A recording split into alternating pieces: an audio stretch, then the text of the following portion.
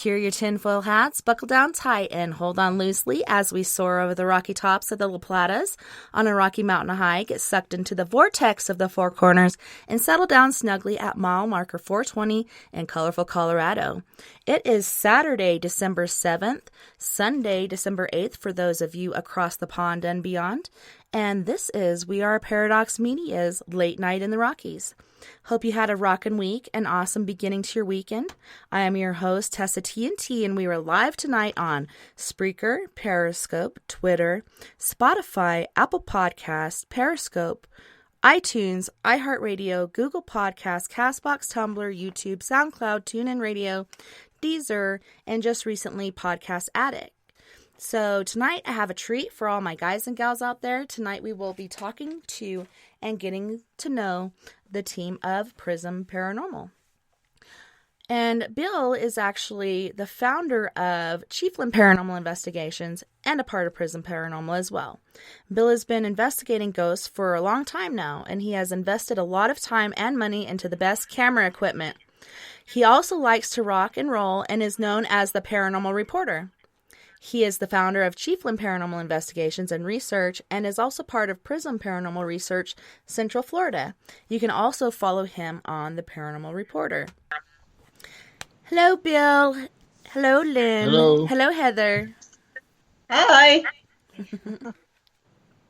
Thanks So, for having Bill, us. No worries, and I'm so glad to have you guys in. I always love to have people in that have experienced the paranormal and are part of groups and just hear your different stories. So, Bill, I was telling you all before, I'm going to go in alphabetical order. Can you tell us all a little bit more about yourself and how you got your start in the paranormal? Sure. I grew up in New Jersey, in a farmhouse, on a farm, and I guess I was a really bad kid when I was little, and used to get tied to a chair, I remember. And in like a haunted house, so I'd be sitting there and I'd see dishes coming out of the cabinets and falling out of the drainer, things like that. It was a bizarre house. So that's probably the first time I was introduced to it. Pretty scary. Can you get a little bit more in depth with what exactly happened? I know you were saying you got tied to the chair and you saw the dishes coming in and out of the cabinets. Mm-hmm. Was this ghost particularly noisy, like a poltergeist, or was it just another person around your house, basically? I'm not sure. I never really seen anything, or except for the actual stuff that was happening.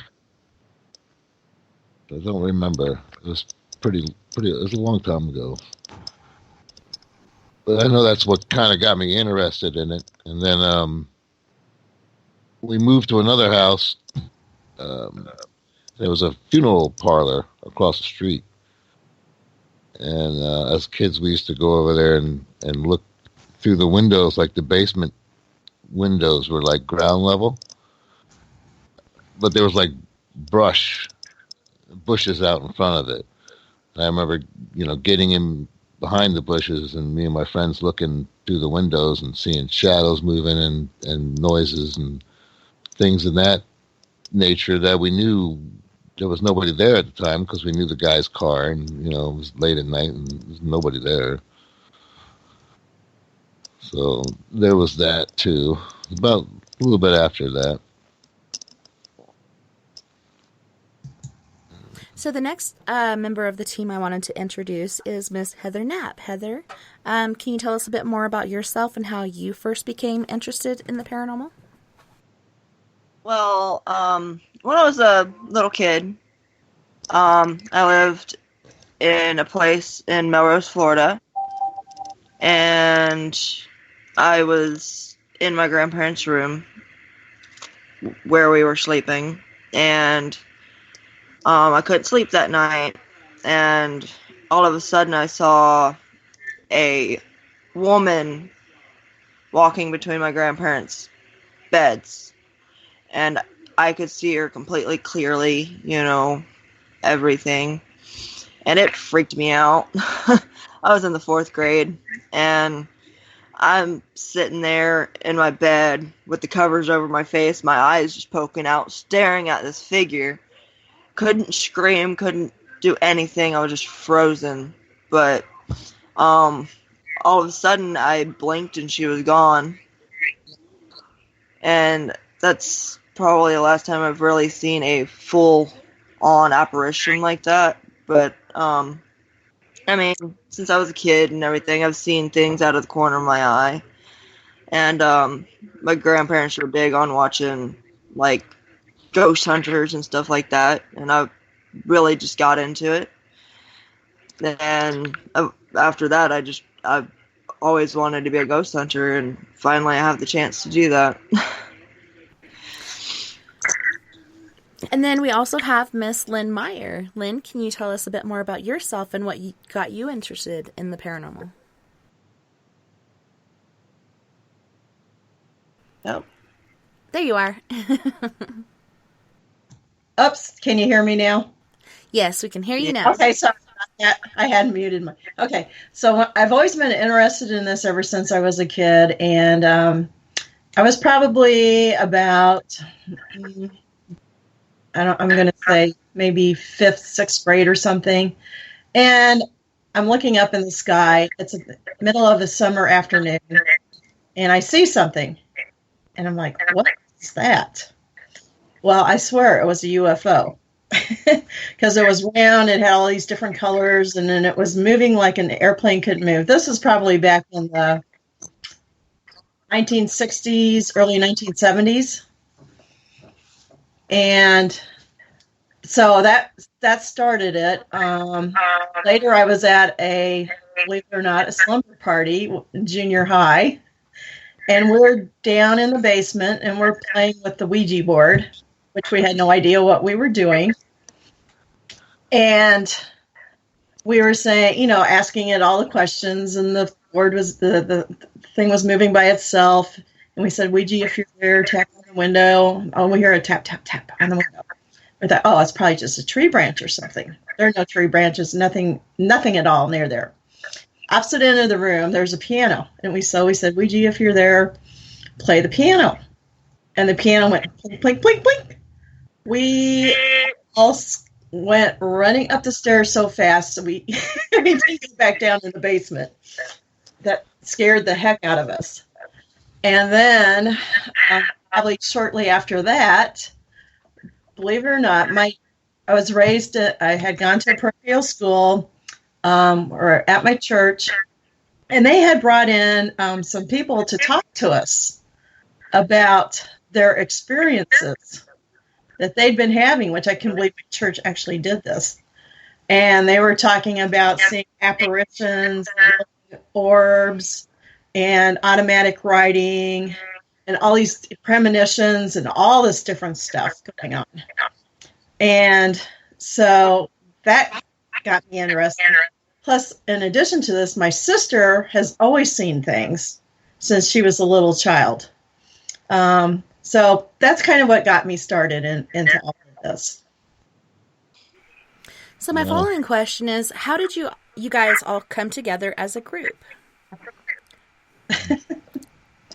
Oh.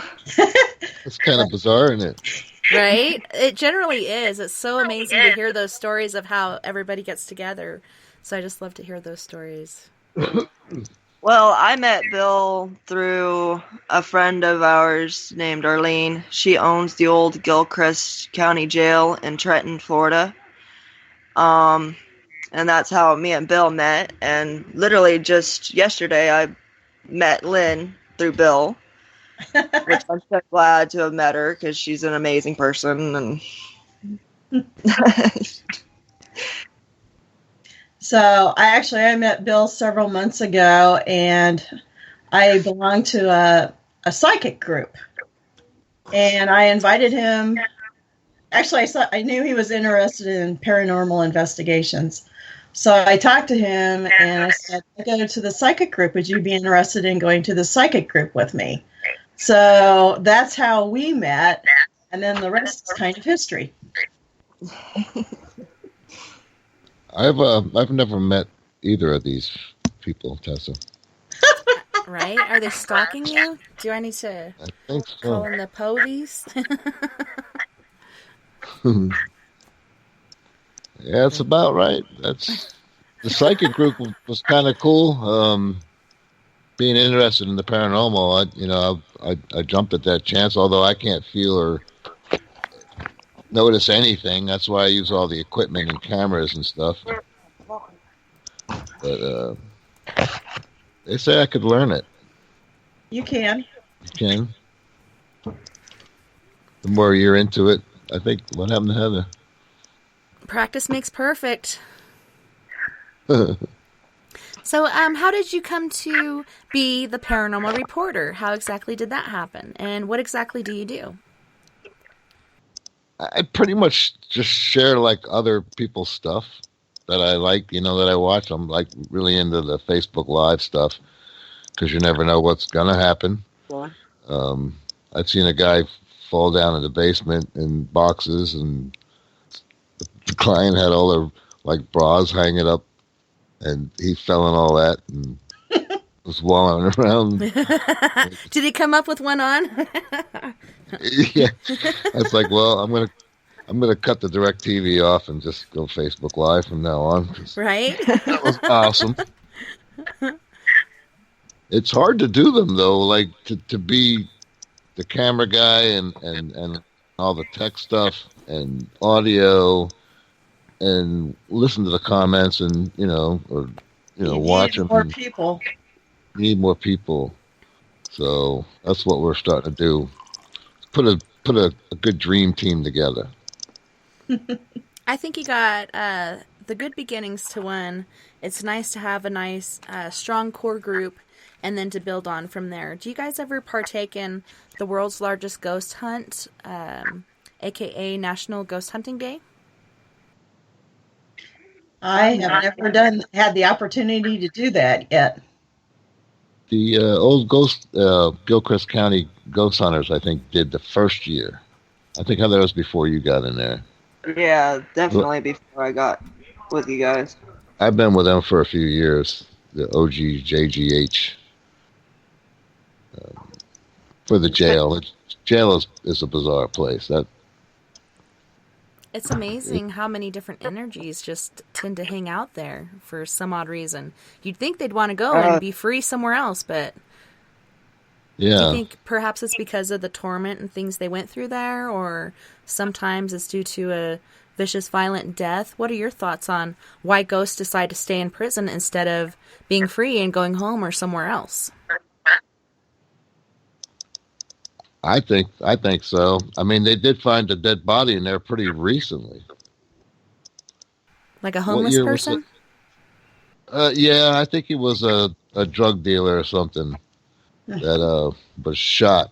And Heather, you know him, Patrick, right? Wasn't he the officer that was on duty when that happened? He's part of the group now too.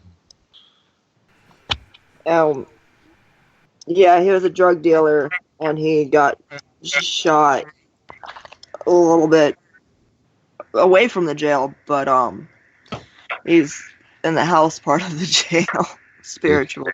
They threw him in there. They found his body there underneath the window.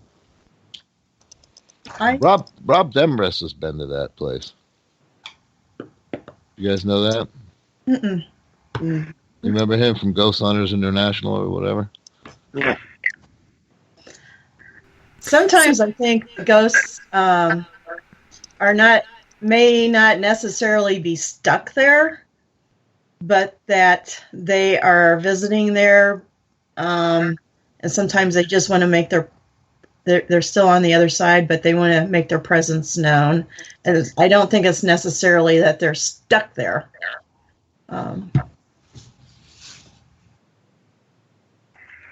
We had an individual in here, in Periscope actually, that was asking about what about ghosts that never go to the other side. Do you think there are ghosts that never go to the other side?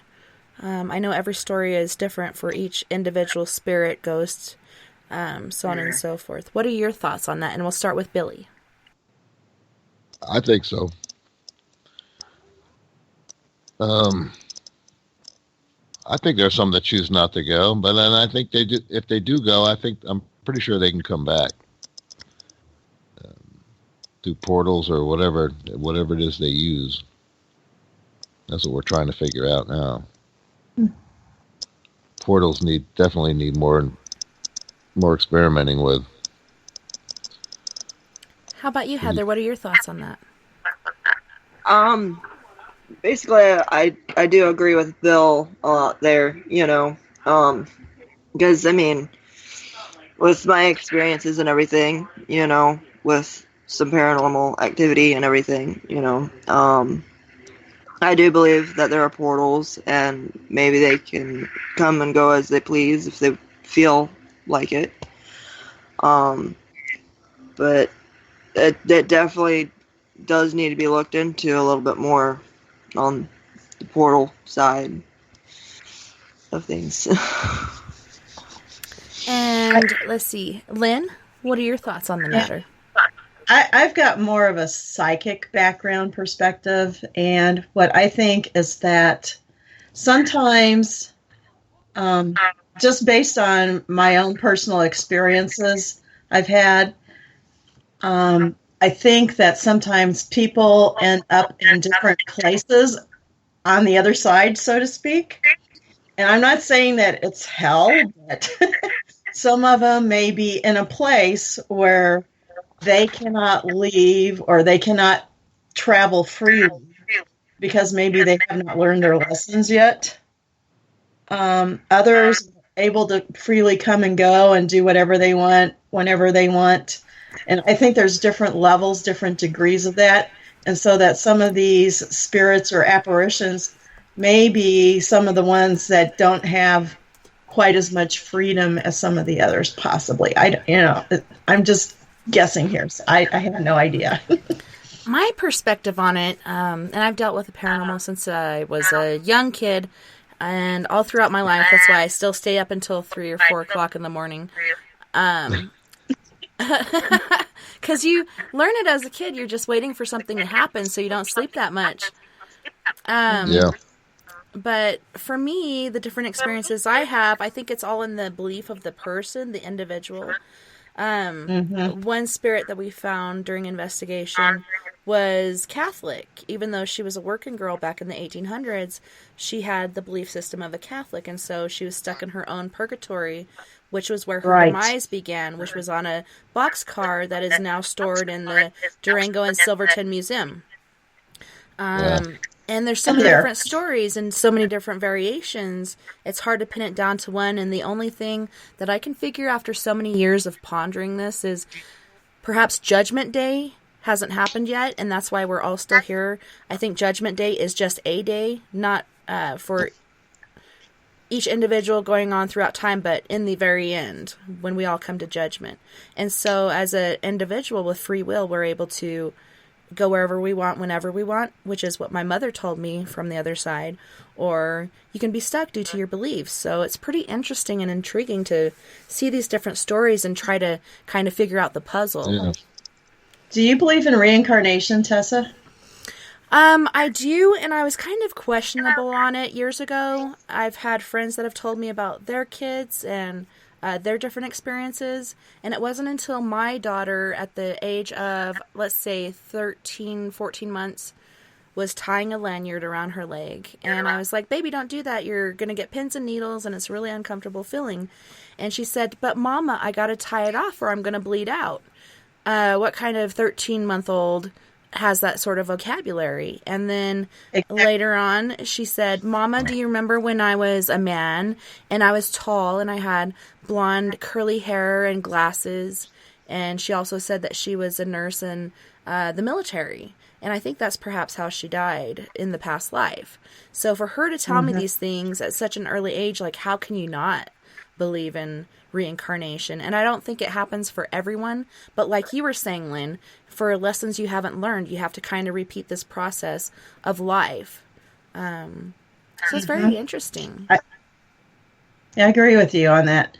I'm not sure everybody reincarnates either, but I believe that there's certain people who have, and some of us are maybe perhaps more evolved in our spiritual lives than others, and we probably keep coming back until we learn what we need to learn.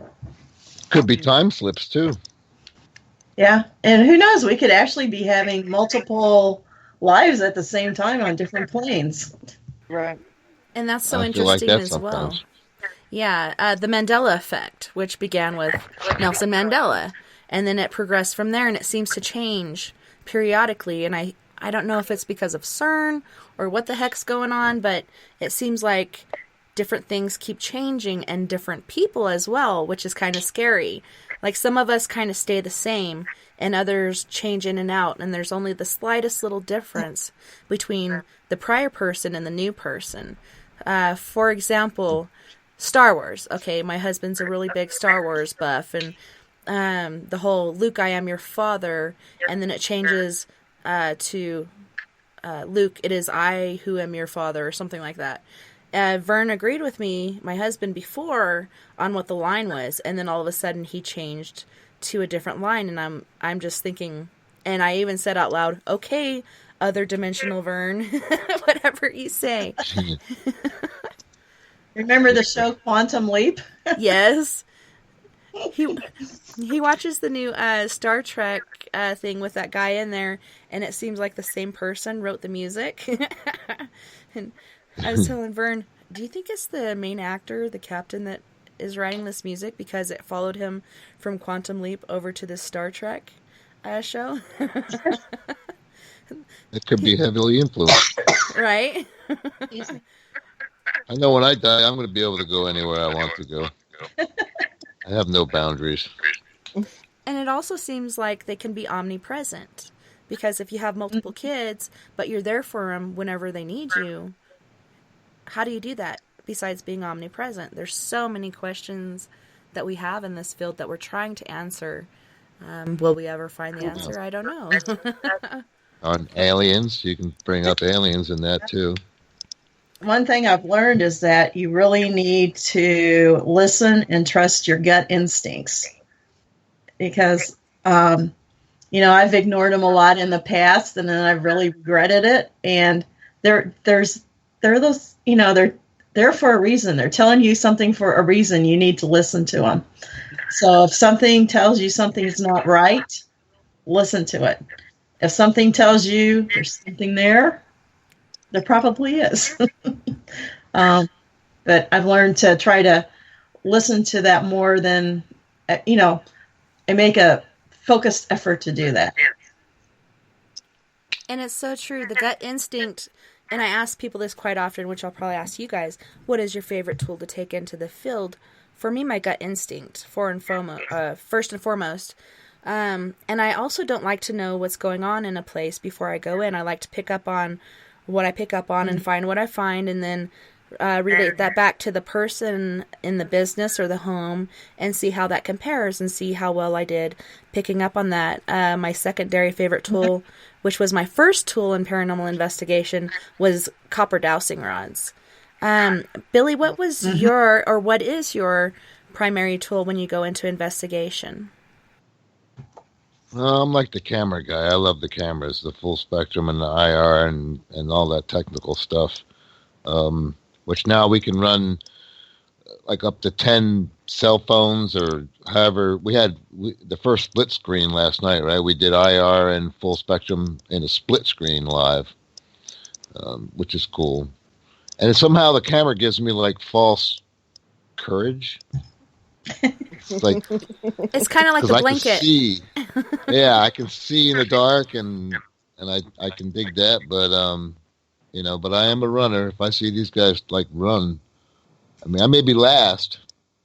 But I'll run you over. Yeah, I've been run over before. Looking through the little viewfinder of the camera, but that and the recorder, I think, is my two favorite things. I do like the recorders. And for some reason, that silly spirit box, which I know is, radio. Well, it's interesting with the spirit box, though, because, okay, yeah, you get different things. I heard that one. I've heard pickle. Philip Wyatt uses pickle for his app to, like, validate it.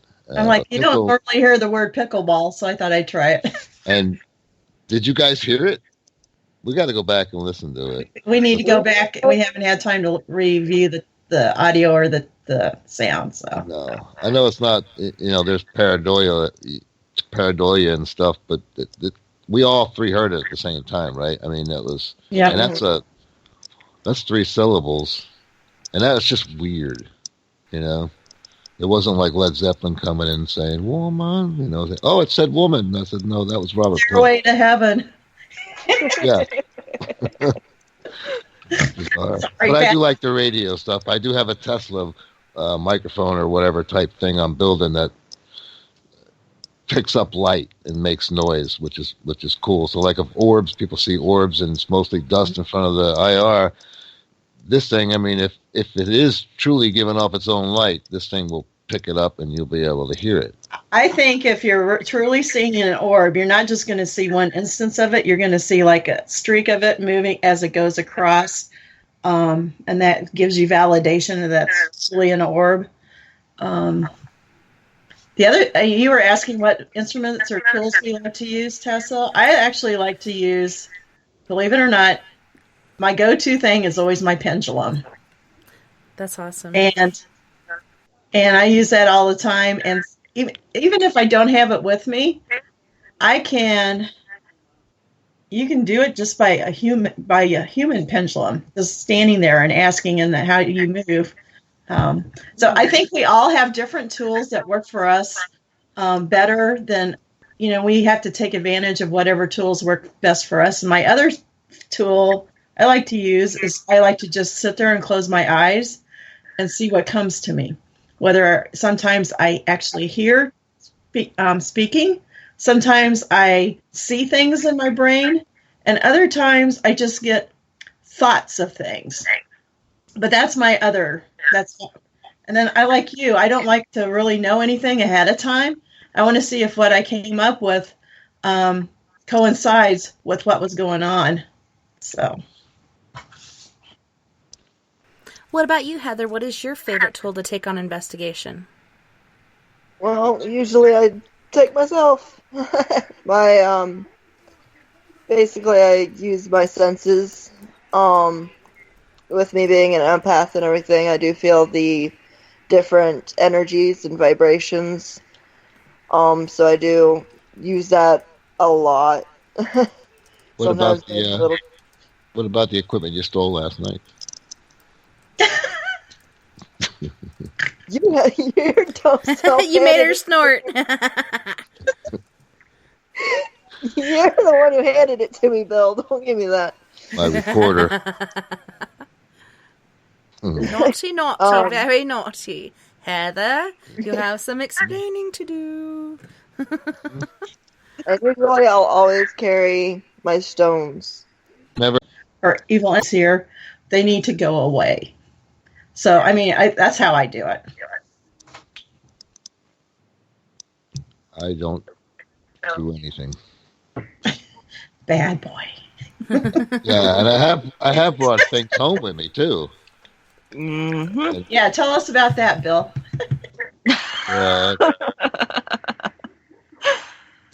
I don't mind going to places and investigating it and stuff, but when I'm trying to sleep, I need to sleep. I can't have knocking and weird things going on. So I'll wait. Sometimes it'll hang around like two weeks or something, then it'll be gone. But then I got to get the sage out, that white sage spray. Mm-hmm. That works like a charm. You guys. So you use a spray and not the actual sage. That's cool. Yeah. I'll end up smoking the sage if I really. It's not going to work. I would not. In the dark, it's like, what's this? Oh, is this it? Oh, safety meeting. I had a sage stick at one point, but it got destroyed. So yeah, I think we all said that last night. It's like, did anybody bring the sage? It's like, No. I did find my spray today though, so I put it in the bag. I also have spray. I also have spray too. Another thing It's I do is safe. I burn a candle to help clear. Sometimes I'll burn candles to clear. So Somebody's gonna have to hook me up with some spray. Have you guys ever used Palo Santo? no. Which, I've AKA actually Holywood? heard. I'm sorry, but I've actually heard that it's actually becoming endangered now. So people don't use it as often anymore. Yeah, that was one of the things when you're looking it up and you read the description of it. From the get-go, it was really hard to come by, so I was surprised that they began to do it anyways, besides the whole, money being the almighty power. But it is so amazing. Like, you don't even have to burn it. Like, for me, I can just pull it out, and if I just smell it, it takes away my anxiety. It makes me feel better about the situation that's going on, not only on investigation, but in my home, because myself and my kids and my husband were all gifted, so it's kind of like a beacon. So it seems like we get a lot of activity, so I'll just pull out the Palo Santo. I won't even have to light it. I can just smell it, and it makes me... Yep. The sage usually doesn't that like clear the negative energy, makes it neutral, and then you have to bring something positive in to fill it. Does that make sense? Yeah. A lot of times people will light white candles or... Yeah. Right. What are some other techniques that you guys know about? The prayer. I always just pray. Yeah, prayer work. It's a good thing to put your equipment in the middle of the circle too, and so nothing gets attached to your stuff. I use meditation. Sometimes I'll use candles. I use sage. Yeah. I have my stones on me. I think the one attachment we had to the piece of equipment that Heather brought home last night. So. What? You took the attachment home with you? Better not. You can have it back.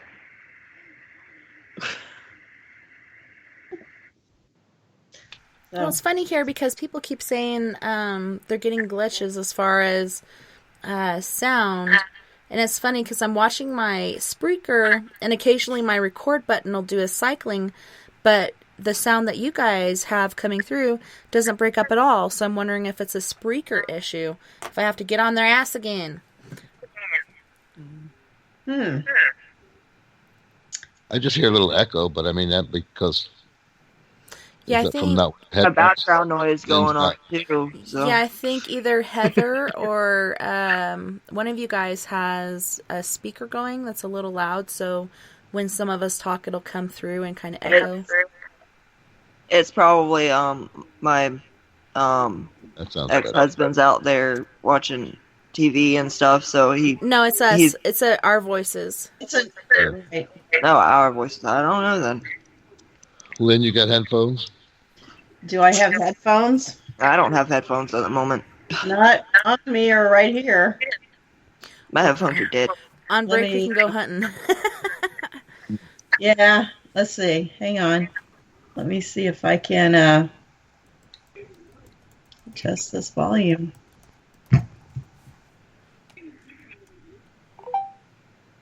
Pow! She's gone.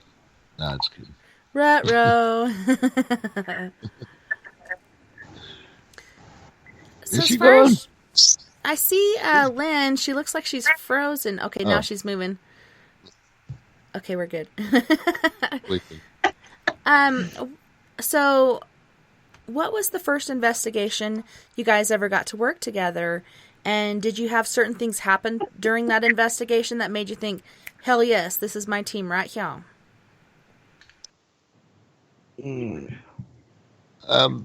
Mine was with Heather at the jail, right, Heather? Yep. Yeah. I don't think it was a graveyard, no. No. Yeah. I don't think they were with us at the graveyard. That's the first time Lynn's been with us, but I've been going to class for a while, but we finally got her to go out with us. Hey, we all need a little class in our life. Yeah. No, it can't because of me.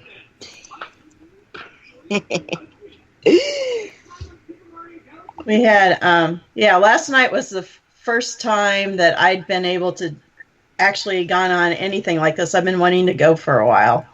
But, so it was very interesting. We actually had some things happen. Like Bill was walking around with meters, and in certain areas they were going off the chart with the readings. And also, we were sitting there filming, and Heather, you felt something poking you. Remember? I felt like almost like something was brushing up against my back. At first, I thought it was my jacket, like something was messing with my jacket, but I was so flush to that chair that my jacket couldn't have just moved. So it was like if something just kind of just brushed up against my back. It was the weirdest feeling. There were viewers in there, too, saying that there was a young girl. A boy. Was it a boy? A girl. I think they said a child. I didn't know if they said a girl or not. Somebody saw that, yeah. And this was in the jail? No, this was at a private residence. Mm-hmm. Okay. Yeah, so I've been with Heather before, but I've never investigated with Lynn before. So it was like first time for all three of us, kind of thing. Well, how'd it go, and what did you guys find and pick up on? What kind of experiences did you guys have? Well, Bill, tell her about when you were walking around doing your readings with the meters. Yeah, that was weird. Like in the garage, you get a little bit of EMF from certain walls or things like that, but this thing really got hot when you went to the center of the garage,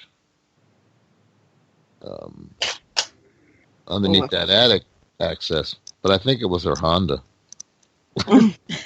Yeah, well, her Haunted Honda was a little possessed. Had some hot wires? It had some weird Santa Claus thing in it. This thing just went off and freaked me out. Apparently it was still on, but nothing pushed the button, and it just went off on me. I'm like, what on earth? I just turned it off, though. So if it starts going off while it's off, we're going to have an issue. Is that like a trigger toy, or is that just something you decided to take along? Oh, this belongs to my son. And it was going off over here. Surprised you didn't hear it, but if I just shut it off, it was on, but it didn't seem like anything pushed it. But I'm just letting y'all know if it goes off, I'm gonna freak out because it's off. Right. Then I'm gonna have to kill. Then I'm gonna have to kill Bill because it's his fault because I got his recorder. Brought that demon home with you. It's always Billy's fault. Yeah. Everything is Bill's fault.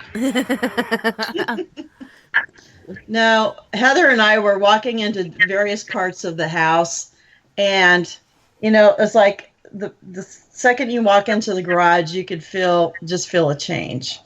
Oh, and also, when we went into a closet, you could feel there was a change as well. Like, I was just feeling like myself, and as soon as I walk into a couple spots, it was like the tops of my shoulders started to get real tingly and like crawly like feelings. So there was a change there. And Heather said she felt cold, I believe. I'm always hot flashing, so I never feel cold. But oh, it's cold.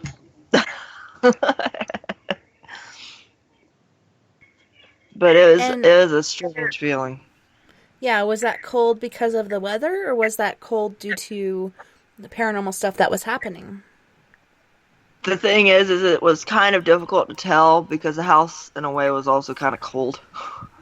So it was a little difficult to tell if it was just the house, just me, or if it was paranormal.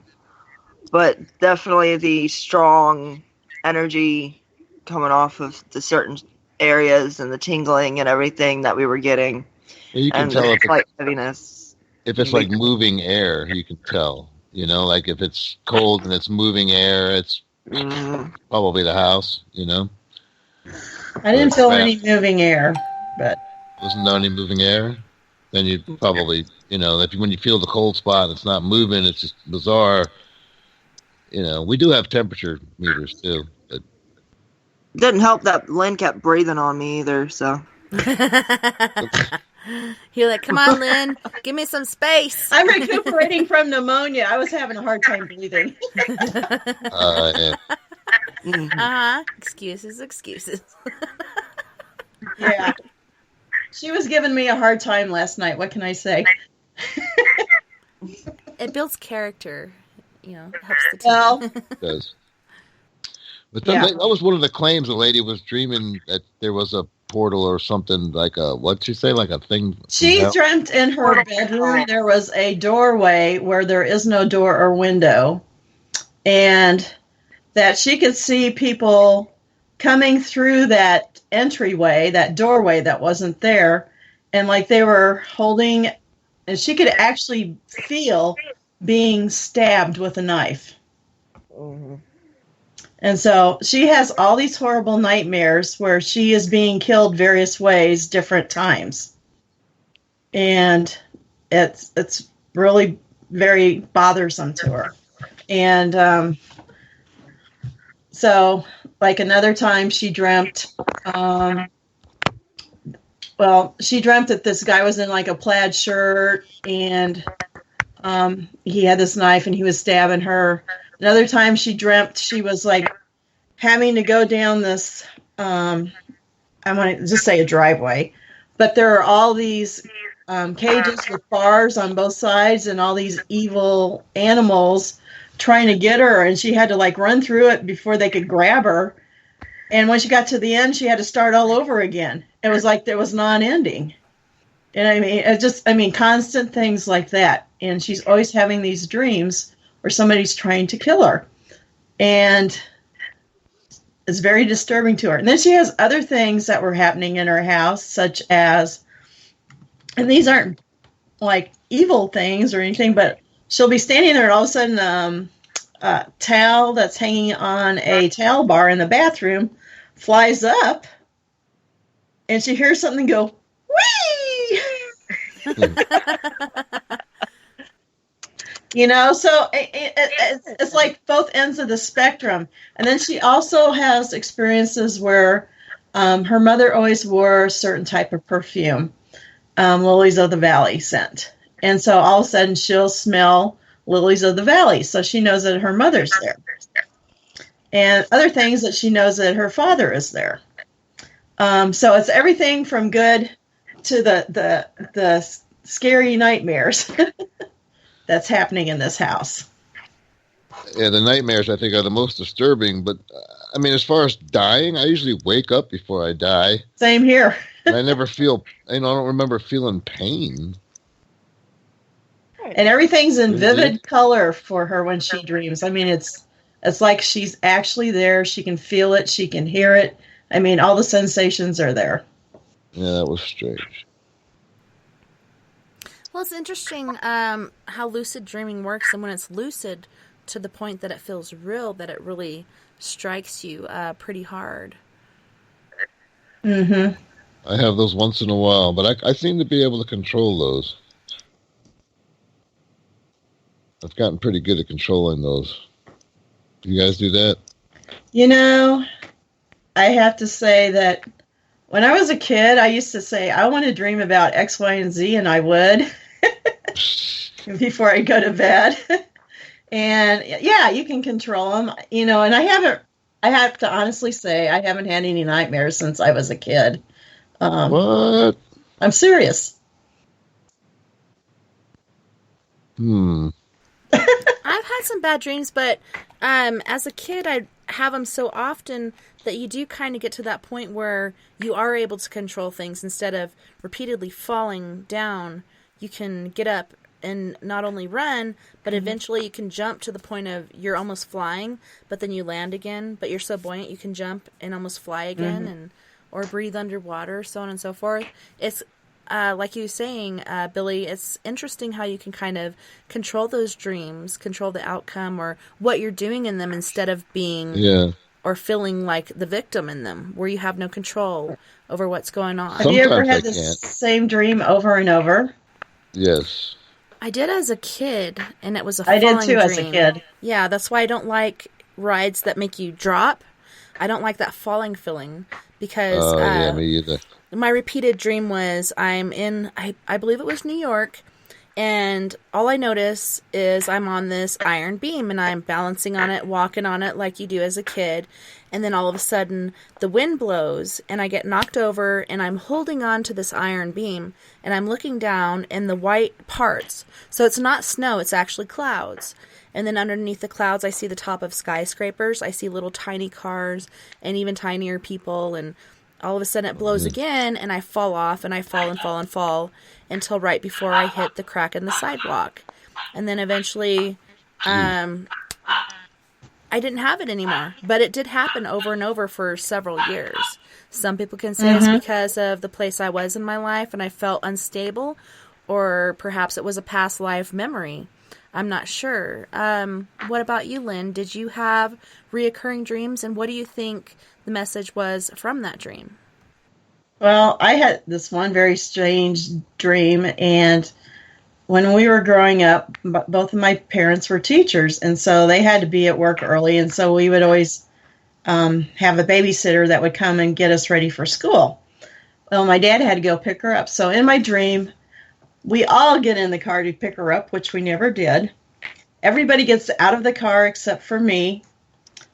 They're all standing there in the yard. All of a sudden, the car takes off, and I'm literally flying halfway around the world.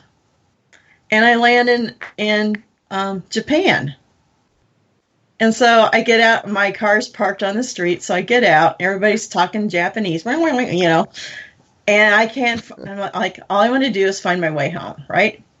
So I wander into this big, huge, like, skyscraper building. Now, I've never been in a skyscraper building in my life, because I wasn't very old. I grew up in basically a smaller rural town. And so anyway, I get on the elevator and I go up to the very top floor and I walk into this office and there's this Japanese businessman. And he goes, "What do you need, little girl?" And he's the only one that could speak English that I found that could speak English. Easy, Lynn. This is a family show. Huh? Easy. This is a family show. And anyway, so he goes, I said, "I just want to go home. What do I need to do?" He says, "All you need to do is get back in your car and you'll be home." So I'm like, okay. So I go back down the elevator, go back out to the car. I get into the car. The car takes off again. I'm literally flying halfway around the world. And I land right back where I was. And I get there, and they're all still standing in the yard. And I get out of the car, and they didn't even know I was gone. So, but I kept having that same dream over and over and over. So I'm sure it was something I was worried about at the time, like being left out or something. I don't know. Was part of it, but why I kept having that same dream over and over, who knows? Right, because these dreams aren't that great. It's like, No. Right. it's not that memorable to where I'm going to have it repeatedly, except for the falling part. But Billy, did you have a reoccurring dream? And what are your thoughts on what it actually meant, or if it was a past life memory? I did. I mean, when I was younger, like in that same time period of that one house, I remember there was like a gauntlet of like Indians, but they were all like really bright fluorescent different colors on each stand and standing on each side, like, in a line. And I remember jumping on my sister's back and she was running through the middle of them. That was really weird. And that was like all the time. I had that same dream. It never changed. That's the first like vivid color dream I think I ever had. And how about you, Weird. Heather?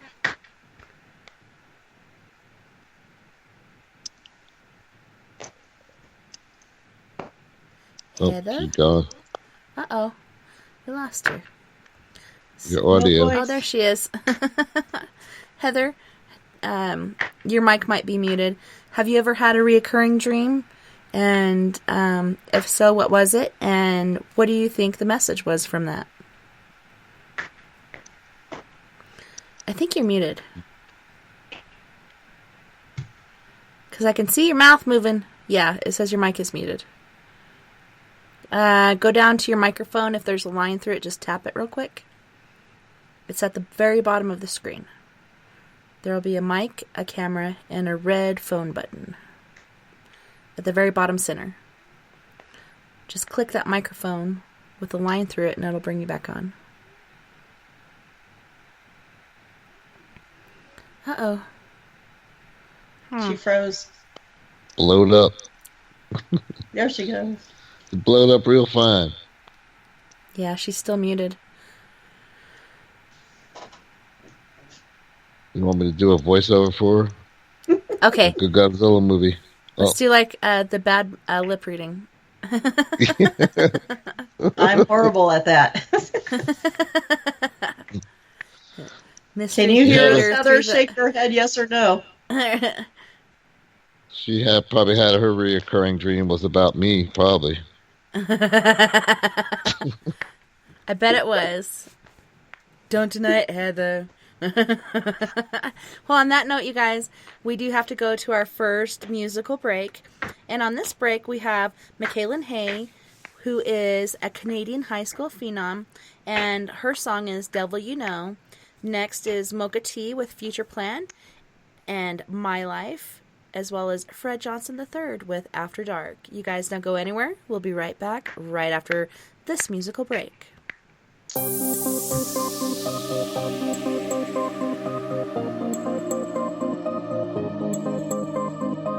Your troubled heart bleeds like a river. It's rushing towards fields painted greener. It doesn't see the demons behind, praying you're getting close to the line, so they can get their hands on love and trade it off for silver.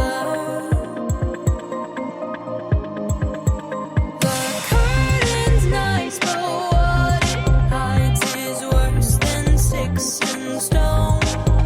Before you climb the fence tonight, look through the microscope.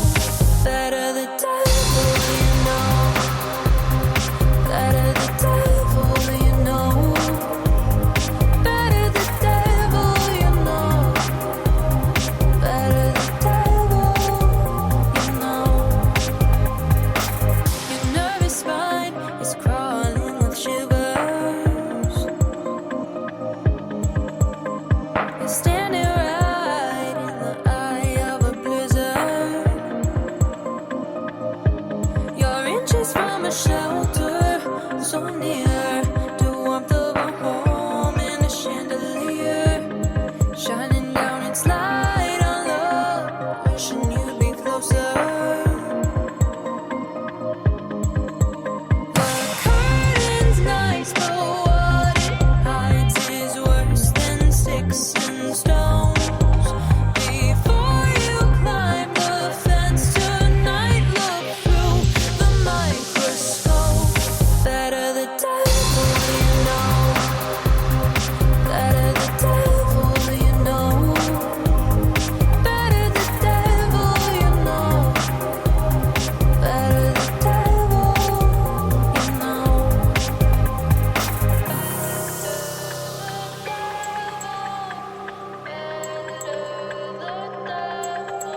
Before you climb the fence tonight, look through the microscope. Better the devil you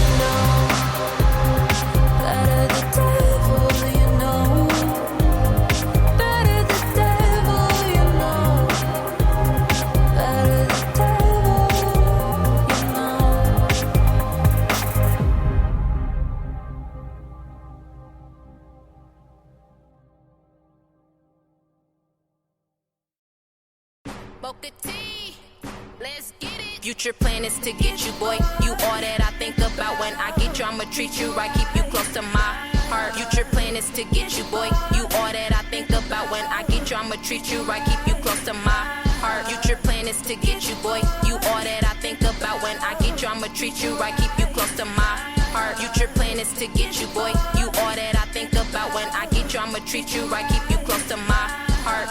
How could you love a man who never been loved? How could you show him something he so used to lust?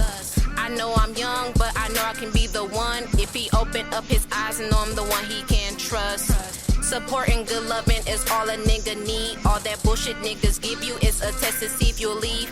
And if you leave, you are not a strong queen. Cause a queen will stay still, pray and be there for her king. Future plan is to get you, boy. You all that I think about. When I get you, I'ma treat you right, keep you close to my heart. Future plan is to get you, boy. You all that I think about. When I get you, I'ma treat you right, keep you close to my heart. Future plan is to get you, boy. You all that I think about. When I get you, I'ma treat you right, keep you close to my heart. Future plan is to get you, boy. You all that I think about. When I get you, I'ma treat you right, keep you close to my heart. I love the way he carry himself, I love his swagger. He had me at happily ever after. No fairy tale, this man I really wanna capture. A peek at you, got my heart beating faster. No road runner, but you got my mind racing. Still can call you up and don't know what to say. My friends might say I'm dumb, my friends might say I'm stupid. Then again, why take advice from single women? Future plan is to get you, boy. You all that I think about. When I get you, I'ma treat you right, keep you close to my heart. Future plan is to get you, boy. You all that I think about. When I get you, I'ma treat you right, keep you close to my heart. Future plan is to get you, boy. You all that I think about. When I get you, I'ma treat you right, keep you close to my heart. Future plan is to get you, boy. You all that I think about. When I get you, I'ma treat you right, keep you close to my heart. Let's create a kingdom and have a Prince Wednesday. Build an empire, a dream I desire. Like Candy Crush on the Monday, got butterflies feeling funny. Blunt out the blunt, can't get no higher. Like a fiend who needs sexual healing. Boy, bless me with that business. You're my teacher, you got my undivided attention. Boy, would you come my way and answer a simple question?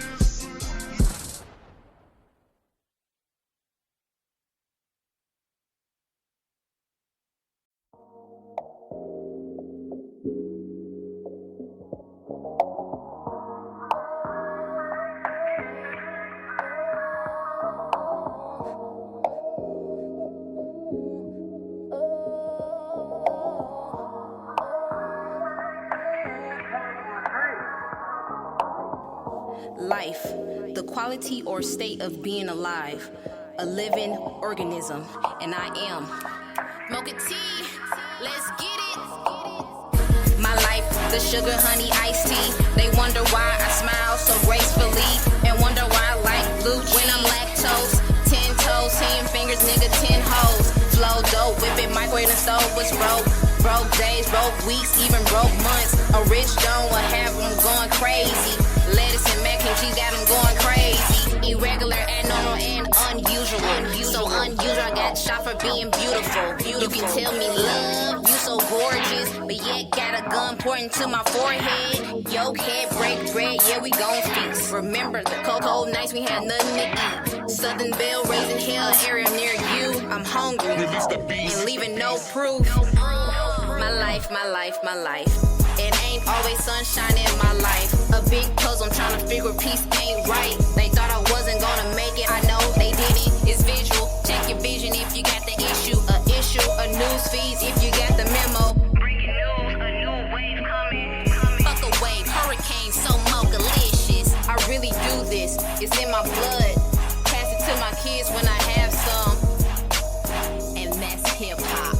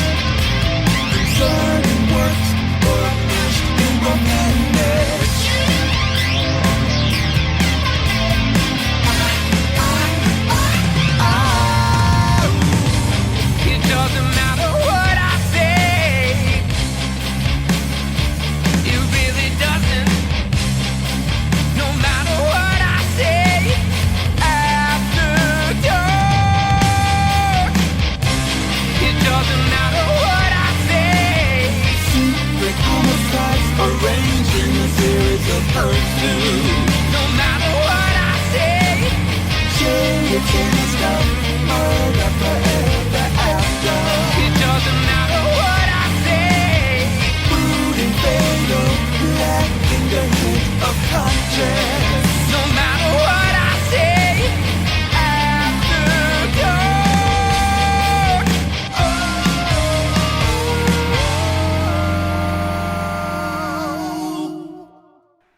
Welcome back, you guys, and thanks so much for joining us tonight on We Are Paradox Late Night in the Rockies. Tonight we are joined by P.R.I.S.M Paranormal. We have Billy, Heather, and Lynn. Welcome back, you guys, and thanks so much for hanging out with me tonight. Thank you. Thanks for having us. So we had left off talking about reoccurring dreams and what they might mean, and we had some paranormal tech issues. We got it fixed on the break. Heather, I was asking you, have you had reoccurring dreams, and what do you think that might have meant in that time during your life? Well, to be honest, I can't really recall any super reoccurring dreams. I've had a lot of dreams when I was young about me like flying, like having the power to fly. But I've had some really, really, really whack dreams throughout the years. Very whack dreams. Sounds like kidding. we've all flown in our dreams. Some people haven't, though, which is a weird thing. Have you noticed when you listen to people talk? Just some people could never do it. I think I know. part of Go ahead. I think part of the flying type dreams might be like a free thing, like you're feeling free. Because I'm a free spirited person, and and I like to feel free, and I think that's part of like what these dreams could mean when you're flying, is that you just feel free, and you can go wherever you want. Can I ask a question? Do any of you keep journals of your dreams? Do you keep pen and paper by your bed or a recorder or something? Because you know how it is after you wake up and it's like clear as a bell, and then like 5 minutes later you don't remember it. Yeah. I'm just curious. Do you keep journals of your dreams, and have you noticed any themes or anything? I just recently started trying to save a journal, but I never remember my dreams enough to be able to write them. What about you, The Billy? psychic should do it. The psychic should write down their dreams, I think. I don't write anything down. I'm a procrastinator, so I keep talking about getting a dream journal, and I think it's been over 20 years I've been talking about it, and I still haven't done it. But it's true. You'll wake up, and you'll be like, man, that was a really intense dream. And then 30 minutes to an hour later, you're like, okay, what exactly happened in that dream? And it seems to fade It's from gone. your memory.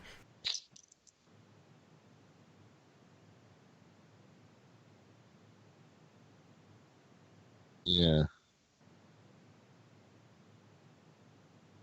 Like you said, if you're psychic, so on and so forth, maybe there's a message in there. Or even if you don't think you're psychic, we're all gifted in some way or another. Maybe there's a message in there that you need to retain. I write down song lyrics and chords. Are those new song lyrics or ones you've heard before? It's new. See? They're new. Well, speaking of song lyrics, they say songs like Stairway to Heaven, like the music just came to them like within a few minutes, and it was almost like automatic writing. They just wrote it. Yeah, some of the best ones come like that in 15 minutes. And they're the ones that get stuck in your head. Yeah.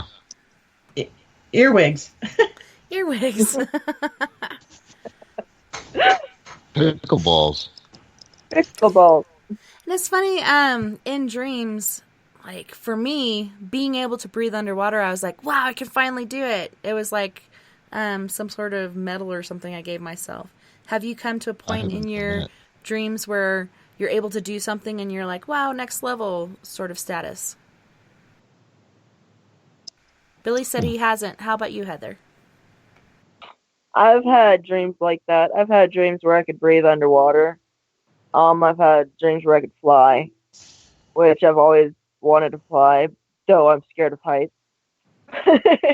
um, I've had dreams where I've had magical powers that could save people, help people, and it's really cool when you have those dreams because you really feel powerful in them. But then you wake up and you're like, oh, Back to regular It's life. reality. So when you were flying in your dream, did you feel afraid or did you feel empowered? Or was it a mix? some of them I felt kind of empowered. I wouldn't say that I've had any that I was really afraid of flying. I've probably had a couple where I was flying and then all of a sudden I'd fall, which yeah, that's scary.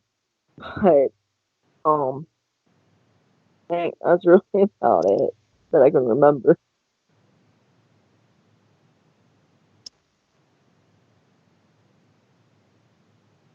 Um, I was gonna say a while back I took a breathworks class, and so I wanted to, and we were listening to music and all this stuff, and I had the feeling that I was doing all this stuff I could not normally do, but I think it was almost more like lucid dreaming, and I just felt like I was. I could breathe underwater and I was swimming like a bullet through the sea and I was like doing all this stuff and it was it was an amazing feeling and but I was kind of like I don't know I've never done LSD but I feel like the breathworks kind of like did a number on me. I don't know. So, but other than that, I really in my dreams, other than when I flew through the air in the car, I've never really. They've been pretty much what I normally could do. I have had, not dreaming, but I have been a lot of places that I know have never been in my life, but it's all deja vu. Especially when I was a kid. I think as a child, we're a lot more open to things, and as we grow older, we tend to shut things off. And how many of you, did any of you guys ever have imaginary friends growing up? I haven't. I don't have any real friends, no. I have pretend imagination Facebook friends. Yeah, There you you go. got those. It's funny, somebody was saying earlier, the things that we dreaded as kids we strive for in life, like staying at home and not going out, so on and so forth. Like, that was groundings as a kid, but as adults, those are things we strive for, which, I have PTSD, social anxiety, so on and so forth. So that's where I'm safe, is at home. I don't want to go to town. I don't want to go to the store. Just leave me be. I'm the same way, actually. I'm the same way, but but run into a possible demon situation or something. We'll do that. That's kind of strange, isn't it? It is, and that's one of the questions I had as well. I've had my husband tell me, well, it's because you do paranormal investigation, so on and so forth, that you got this attachment. But I feel like you can go to the grocery store, you can go to the music fest, you can go anywhere in the world, and something will see you and look at you as if you're a tasty treat and cling on to you and go home with you. Do you feel like you have to be investigating or prodding into the paranormal for something to find you attractive and attached to you or go home with you? Nope. I do. My sister was telling me that she doesn't do the paranormal or anything, but she had something that was just sucking all the energy out of her. And it was like following her wherever she went. And finally, she's like, I got to get rid of this thing. But she doesn't do paranormal investigation or anything. So I think it's very possible. And Billy, you were saying, yes, you do believe so. What are your thoughts on the issue? I I don't really even think about that unless I am investigating, really. I don't know if I'm manifesting it. You know, I mean, I don't think about bringing any weird stuff home when I'm out there. And I try not to go out much, but because I have the same kind of weird issues. But So, Billy, were I you in don't the work military, or did you just pick this up I was. just being an everyday human being? So you were in the military, as was I. I was in the Marine Corps. What branch were you in? Nice. I was in the Air Force. That's awesome. I was actually, okay, so there was another private. I was a PFC, she was a private, but she had the same last name as me. We were on the same rack because we were both last name Thomas, and she was telling me how her mother was Air Force and how she always told her, you should go to Air Force because it's easier and you get paid more, which is true. But I think at that time in my life, that's what I needed, so that's what I did. To tear myself down the rest of the way and build myself back up. But we do have different things that go along with that. And sometimes they don't rear their ugly head in the beginning, but a lot of times it kind of creeps up on us. It's really strange. Yeah. How those You things got to do the happen. cool stuff, blowing stuff up and all that. And I was an aircraft mechanic, so I flew with the plane a lot. Yeah. But I mean, I pre-flight the plane and then have to get on it and fly it after you fixed it and all. That's probably the scariest thing. I was in the Great War of Grenada. Is that how they ensured you really fixed it? Yeah, they'd always say, "You coming with us, Chief?" I'm like, "I got a date tonight." I mean, I would, but I got a date. I can't go. But yeah, they always wanted you to fly. You had to sign the form off. It's funny because I signed up for aviation electronics because I'm thinking, okay, if I go in, I want to do something where when I get out, I'll have a legitimate job. I'll be making all kinds of Benjamins, I'll be doing really good. And then they have you go through boot camp and then half of combat training. And then they'll get everybody in a little, group and call out your name. You go up and you don't grab your papers because they don't want you to take it back in the field. They'll show you your papers. And they said I'd be aviation electronics. Then they made me crash, fire, search, and rescue, which is basically a firefighter that jumps out of a plane. Right. Yeah. So as a teenager, I'm like stressed out about it, but at the same time, I'm like, that could be fun. I've always wanted to do that, but always feared it because of play with fire. Yeah, because of the feeling of falling. Like the fire is scary; it's a life form of its own. But the falling feeling scared me even more than that. But yeah, they kind of trick you unless you get it in writing.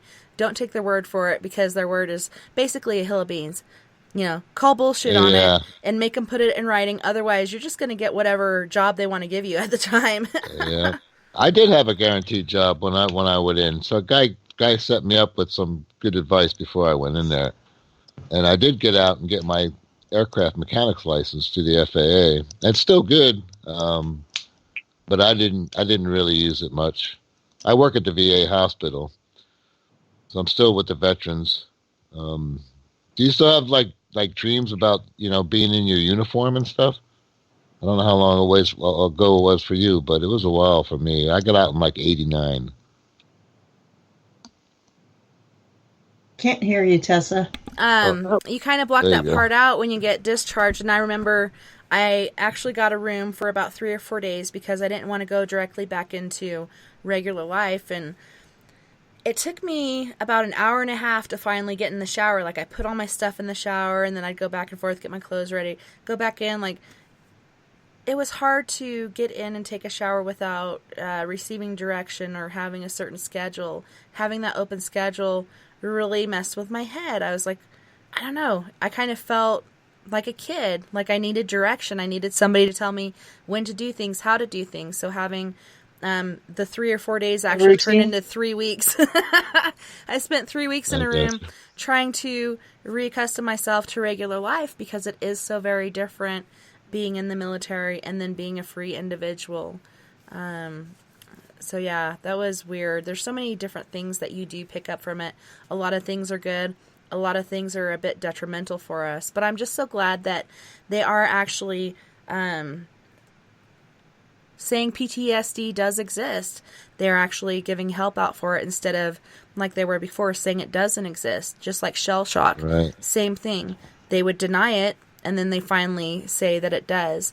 But it's been an issue for so many of us. Did you see that I believe it was Friday, they released these PTSD stamps, and they cost a little more. Yes. But if you buy these stamps, it's going to help people that are dealing with this. I implore all of you out there who are listening right now, please go out and buy those stamps, because there's so many people out there that do need your help.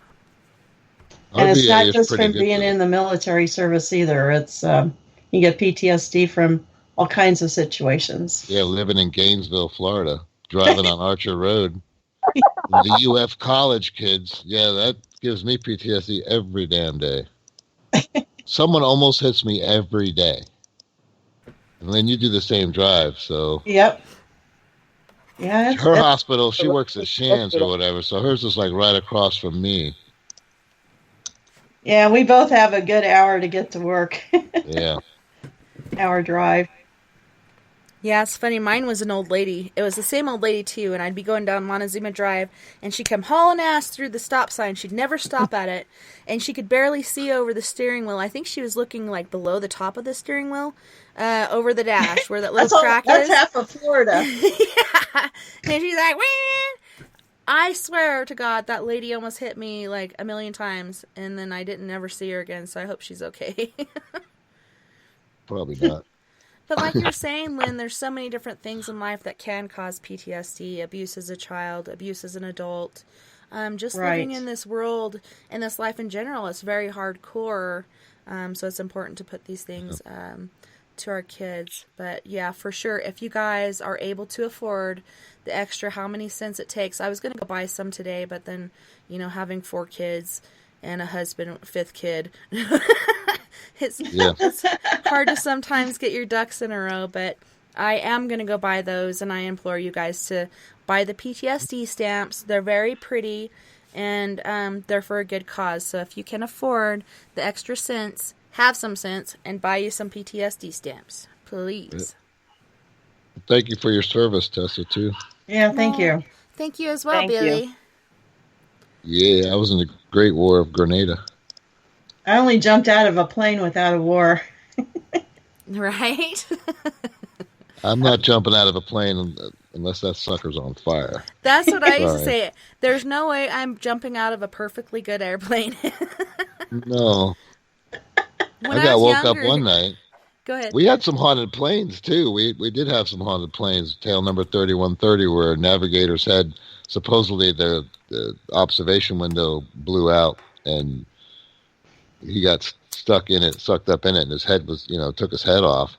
Oh, my gosh. And we'd be up on the alert pad in Texas, in Carswell Air Force Base, and we had like B-52s, and I was a crew chief on the tankers, the 707 Boeings, and that sucker was haunted. And like, if it got below 40 degrees, because these planes sat on the alert pad ready to go, so like when the horn blew up, we were in our flight suits and we'd run to the plane, that type of stuff, and I'd knock all the pilots over, and the mechanics, we'd knock all the pilots down, because we got to get to the plane first, because we got to pull the plugs and get it ready to start before they get there.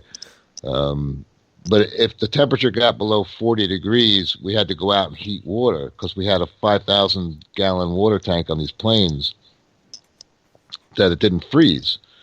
So we'd have to go out and turn these old heaters on inside the plane. And, there's only 2 guys on a shift in the middle of the night. And one guy would drive the truck, and the other one, I would run up there, and I was dreaded going up into that plane and walking to the back of it, in the middle of the night, dark. That got me too. That was bizarre, because that this plane's seen a lot of action, I know there's guys attached to that. For sure. Did you have any other experiences in the military? As far as paranormal? I did. One time, we took the plane over. It was in Colorado, actually, and that's where you're at. There's an Air Force base out there, and I have no idea where it was. It was in the middle of the freaking mountains. Colorado Springs. Yeah. I don't think so. That's where the Air Force Base is. Is it? NORAD. Yeah, it Yeah, it's was. just south of Denver. I've been We, there. we flew in there, and we were just delivering tech orders, which are like basically manuals, tech manuals for this whatever secret plane they had. And the plane was fine; it didn't break. We didn't even need fuel, so we didn't have to refuel. So I just put the chocks onto the tires and plugs in the engines, and then we were off to town. So we were up there, sitting there, drinking beers and watching down on the flight line. And there's this Ute, which is like a tow truck that tows the planes around, pushing into this flying saucer into the hangar, and it's like in the middle of the night, like past midnight. A flying saucer. I mean, it looked like, you ever watched Lost in Space with the Jupiter too? That Yes. plane, that it was that thing almost, and had a big American flag on it. And I you're looked like, at my what buddy, is this? I said, "Did you see that, man?" He's like, "No, you didn't see it either." That's And right. I didn't see that was anything.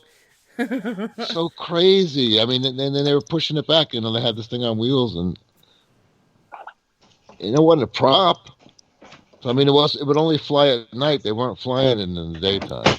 I wasn't really supposed to see that, but It's amazing how many different things they have going on that are confidential, and you saw it but you didn't see it. And my grandpa, my stepmom's dad, he was in the Air Force, and it took many, many, many years before he actually came out and would tell us different stories, different things that he'd seen, different things that they said to yes, him, as far as you better not say anything, or not only you, but your family's in trouble. And that's where they really that's get them, is they're going to come after your kids, your wife, so on yeah, and so forth, because generally you don't care so much about yourself as you do of your family.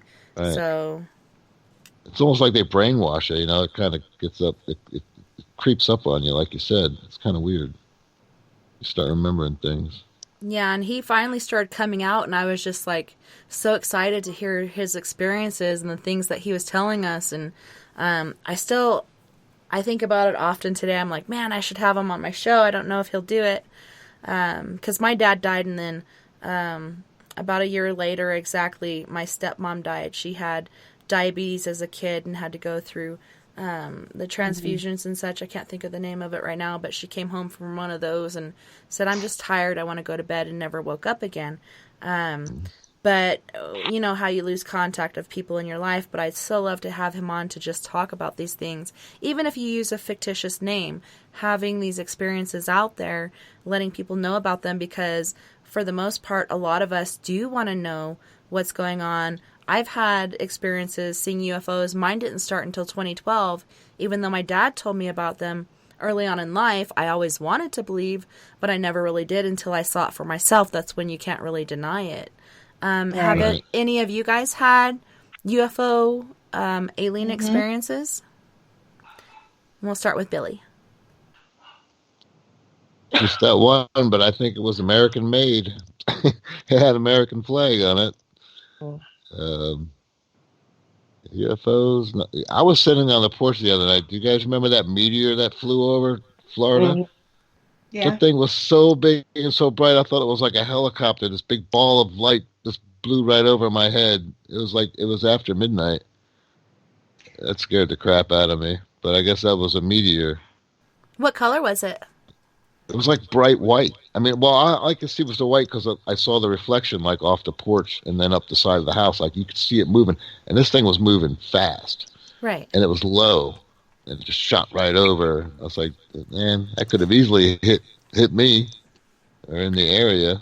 Yeah, it seems so close. We saw one going into Durango, and we're passing Farmington Hill, which is right before you get into Durango, Colorado. And we're in the southwest corner of Colorado near the Four Corners area. I actually grew up in the Four Corners area, but moved out of Cortez because it's basically the asshole of the earth, and moved to Durango where it's safer. But we were driving into Durango one night, and all of a sudden my husband's like, do you see that? And I look up, and there is, I don't know if it's a meteor. It's not an asteroid. It wasn't big enough to be an asteroid. But it was burning off a green color as well as a little bit of blue and some silver or white in there. Wow. But you couldn't see it all because of the mountains and mesas poking up. But it looks so low to the ground. It's like you're saying, you Yeah. could basically reach up and touch it. You know, it was right there. I thought it was Yeah. a helicopter, but it made no noise. I mean, that was crazy. I had to go in after that. I'm like, I'm putting the cigarette out. I'm going, Right? going to bed. Too much I didn't read nicotine about it for my till the diet. next day. Yeah. Lynn, you saw something, didn't you? Well, I've seen stuff probably about 3 times, and once when I was a kid, like I said, it was the middle of summer afternoon. I look up and there's this thing just hovering, and it was circular and it had different colored lights all around it, and then it, kind of moves slowly across, and all of a sudden it goes, "Zoom," and it's gone. I'm like, okay, what was that? I think I just saw a UFO. And then about a year and a half ago, my sister and I were out in Fort Collins, Colorado, and we're driving out in the country, and I said, "Do you see that?" And again, it's afternoon, and there's this bright, bright, bright thing up in the sky. I'm like, what is that? It's not a plane. It's not a helicopter. What is that? And it kept, and we were driving, and we kept driving, and we could see it for the longest time, but it didn't fit any type of aircraft that we knew about, but that doesn't mean it wasn't. So we didn't figure that one out, but it was very strange, and we both saw it. And then about a year ago, I'm leaving for work where I live now, and I'm driving down the highway, a rural 2-lane highway, and it's before 6 in the morning. And I look up, and there's like this red light in the sky. And then it turns into a white streak. And it's going straight across horizontally. It's not going up. It's not good.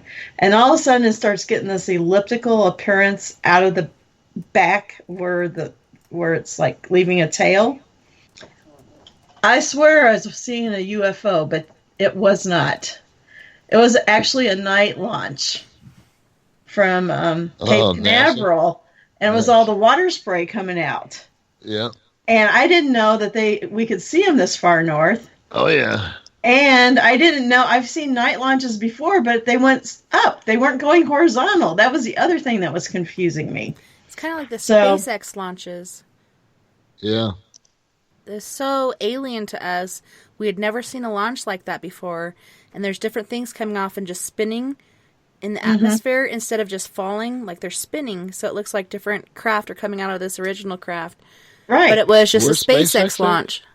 Where are they at now? Are they up there by you? They've been kicking off from different places. The first one, I believe, was California. But I believe they've been out of Florida as well as up on the East Coast somewhere. Yeah. Huh. They're all over the place. Yeah, this launch was like nothing I had ever seen before. And I have seen night launches before. And this was totally different, but that's what it was. But the other two, I swear they were not more UFO. So, Heather, what about you? Have you had any alien or UFO experiences? There was one time I was standing out the back door smoking, and I saw this like light between the trees. And at first I thought it was just like a star or something. This star was moving, and the way it was moving was really weird because it wasn't like any kind of aircraft I've ever seen or anything like that. It was like kind of hovering, and it would kind of go horizontal, up, down. It was just all over the place.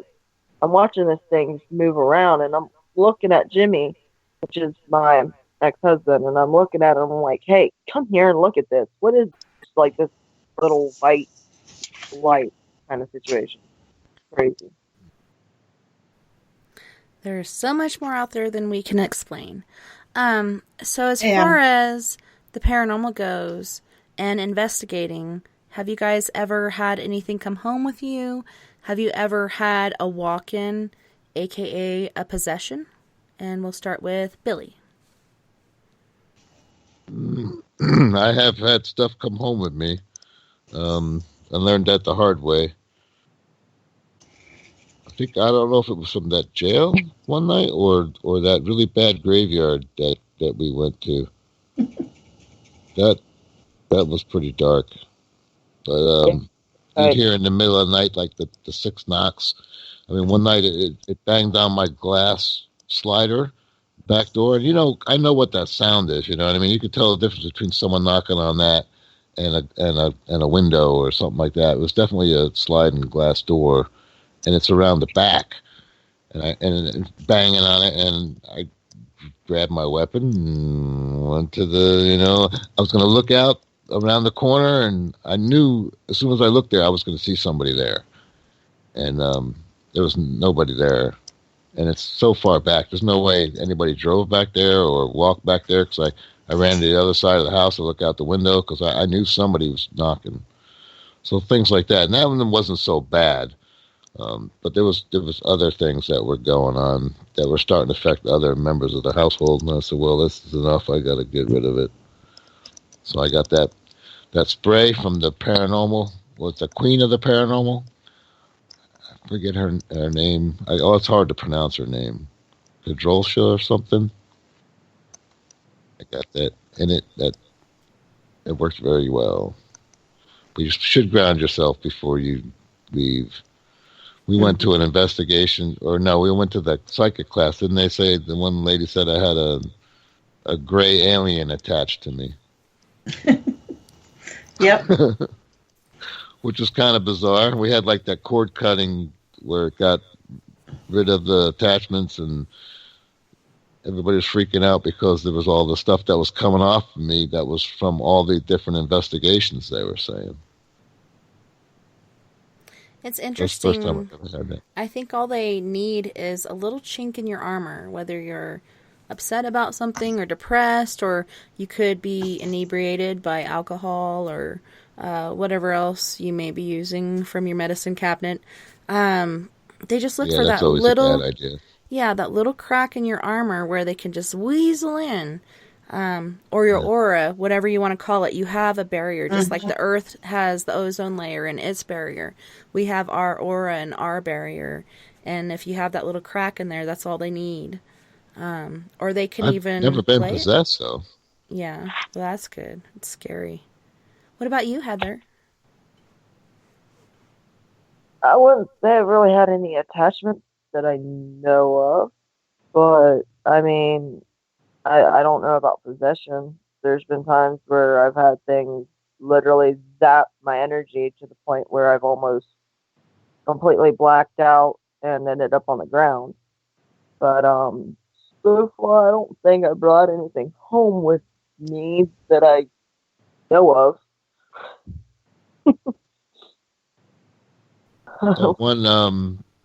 That one guy, he said his kid got possessed when they went into that jail. Really? That jail is really something else. And which jail is this again? The old Gilchrist County Jail. I think they have a web page, and they have the ghost group that I kind of like their equipment tech for them now.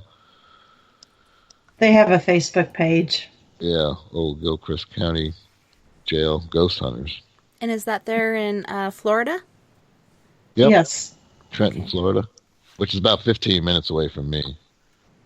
So I've been there quite often.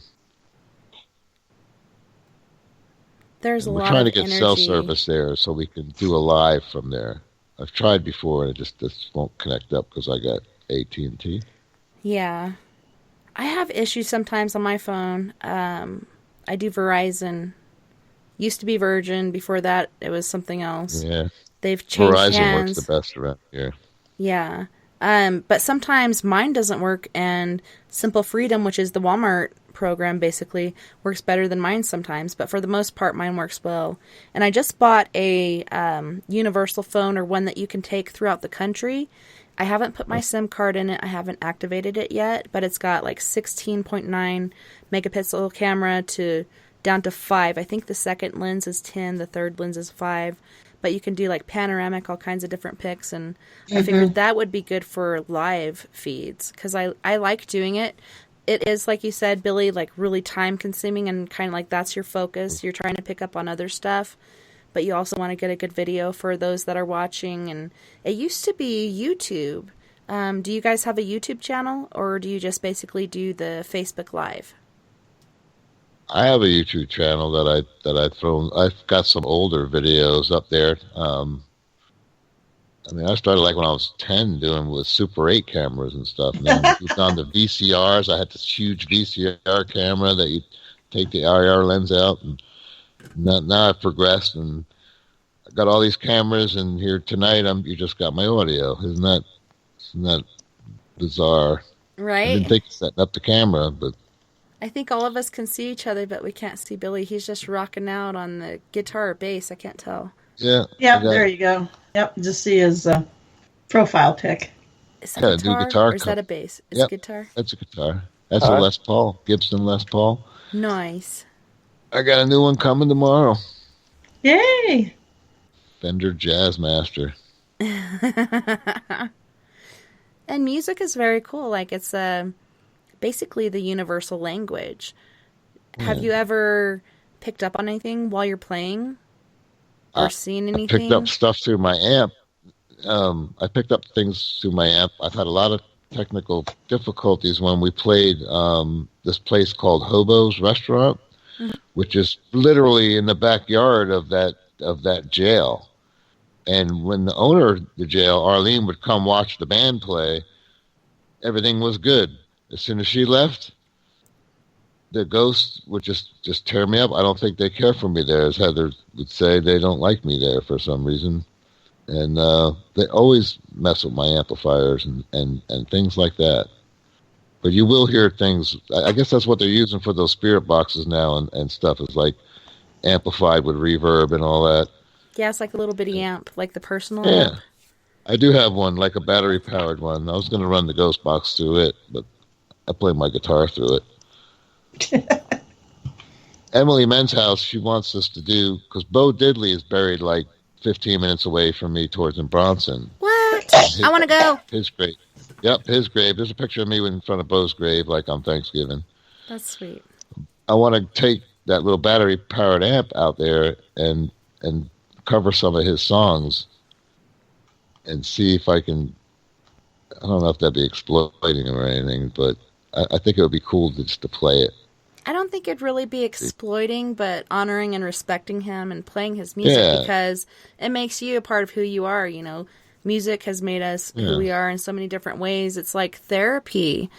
I know when I was in boot camp, they took TV away, music, all kinds of other things, and when I was going to the medical facility because my arches started falling, the person driving the bus turned the music on, but had it so quiet that everyone was just silent because they wanted to hear the music.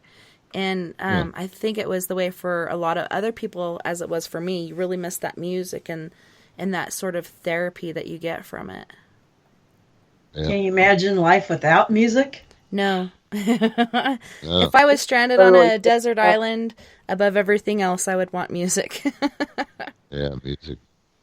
I think they've been making music since day one almost, some form or another.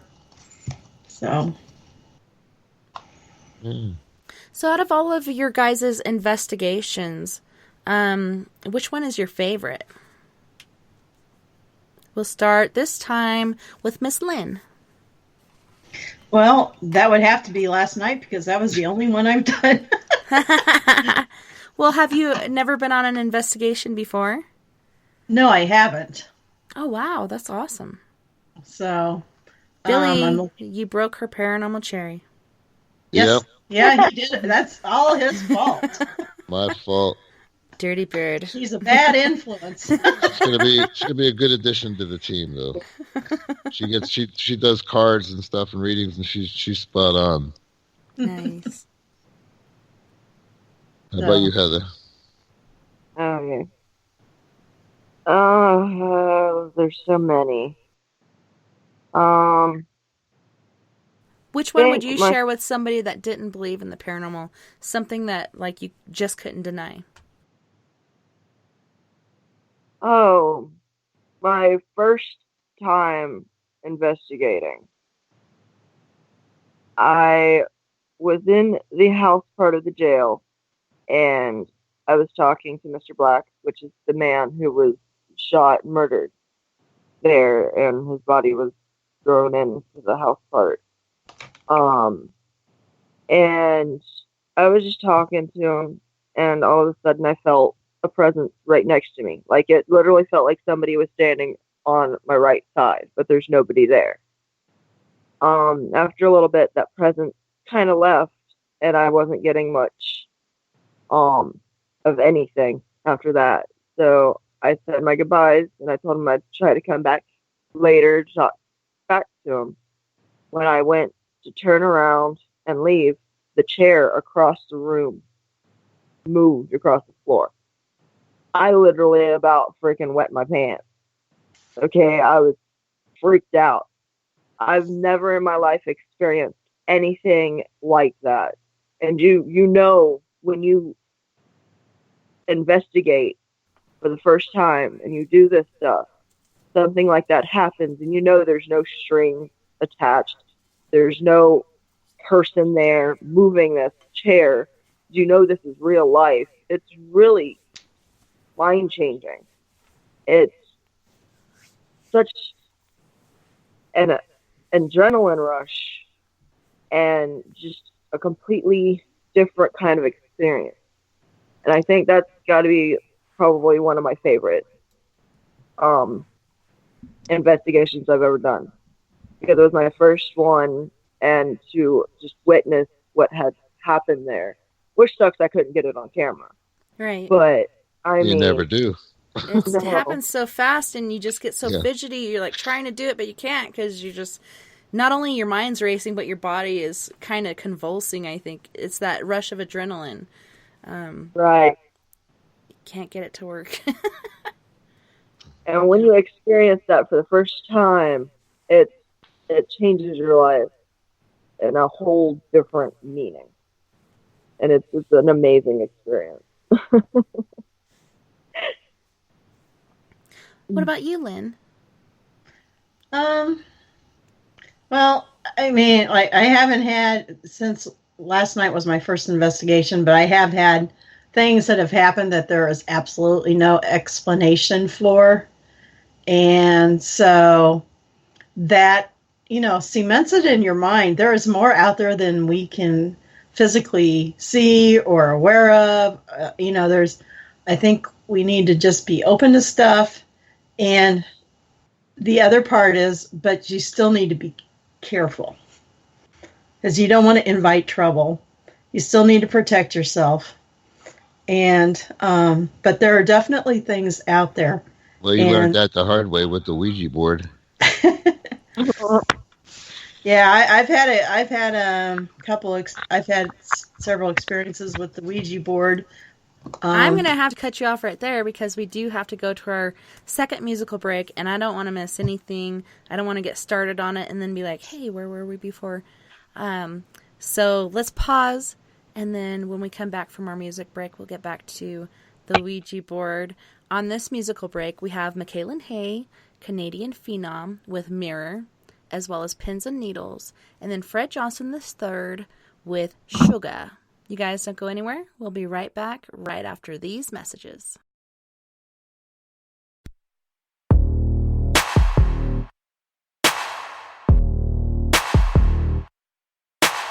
I dove right in. Didn't bring a parachute. Fell right through. Hit the water hard. Moving too fast. Spiraling out of control. Was touch and go. Went a little far. You taught me how to turn a blind eye. I showed you how to keep my shoulder cold. No one walked away without a scar. I've been digging through the pieces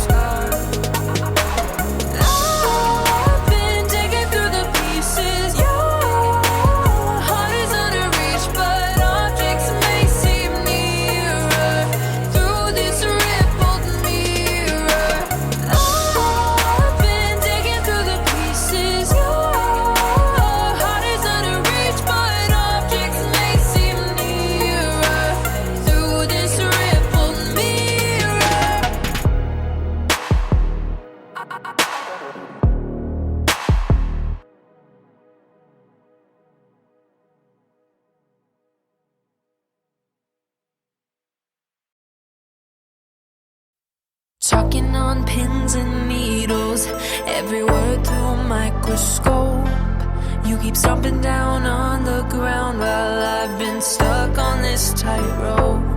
I just wanna say what I wanna say without your sentence.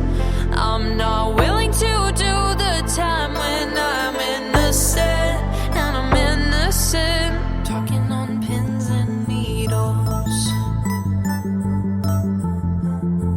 Talking on pins and needles. I'm gonna hang it up, hang it up, hang it up. And I'm done, and I'm done, and I'm done, done, done. I'm gonna hang it up, hang it up, hang it up. And I'm done, and I'm done, and I'm done, done, done. I'm gonna hang it up, hang it up, hang it up. And I'm done, and I'm done, and I'm done, done, done. I'm gonna hang it up, hang it up, hang it up. And I'm done, and I'm done, and I'm done, done, done. Walked on my share of thin ice with your blowtorch at my feet. You won't ever see me beg, so take this tongue off your leash. I'm gonna say what I wanna say, don't need permission. Interpret it how you want, it's my decision. Talking on pins and needles. Talking on pins and needles. I'm gonna hang it up, hang it up, hang it up. And I'm done, and I'm done, and I'm done, done, done. I'm gonna hang it up, hang it up, hang it up. And I'm done, and I'm done, and I'm done, done, done. I'm gonna hang it up, hang it up, hang it up. And I'm done, and I'm done, and I'm done, done, done. I'm gonna hang it up, hang it up, hang it up. And I'm done, and I'm done, and I'm done, done, done. Dancing on shattered glass, kicking the pieces all around. My safety has been broken, this is now a hunting ground. Talking on pins and needles. Talking on pins and needles. I'm gonna hang it up, hang it up, hang it up. And I'm done, and I'm done, and I'm done, done, done. I'm gonna hang it up, hang it up, hang it up. And I'm done, and I'm done, and I'm done, done, done. I'm gonna hang it up, hang it up, hang it up.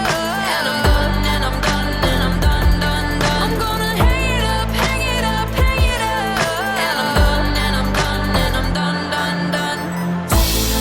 I'm gonna hang it up, I'm gonna hang it up, I'm gonna hang it up, up, up. Talking about I'm gonna hang it up, I'm gonna hang it up, I'm gonna hang it up, up, up. Talking about I'm gonna hang it up, I'm gonna hang it up, I'm gonna hang it up, up, up. Talking about I'm gonna hang it up, I'm gonna hang it up, I'm gonna hang it up, up, up, up, up.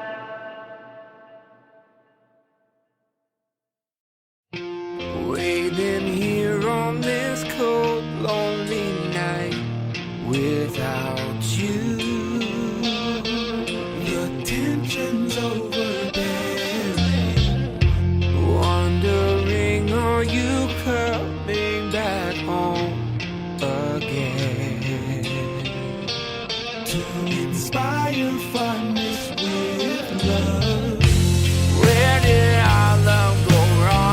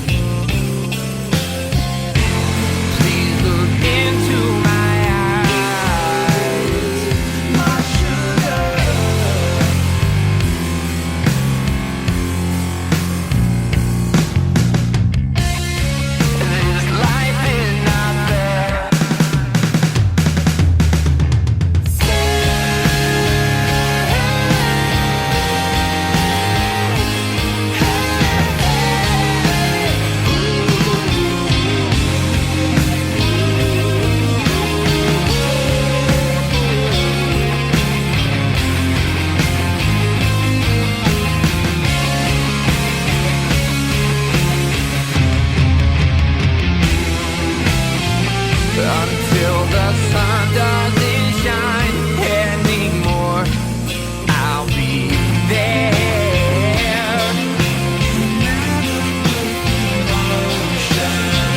When time is a memory, I'll know this love.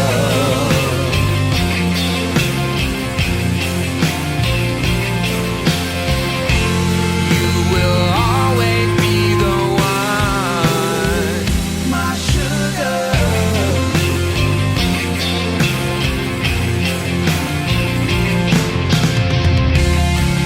The feeling is so strong.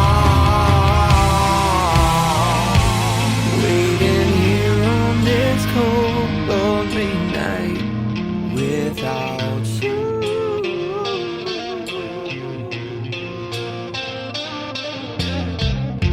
Where did our love go wrong, my sugar?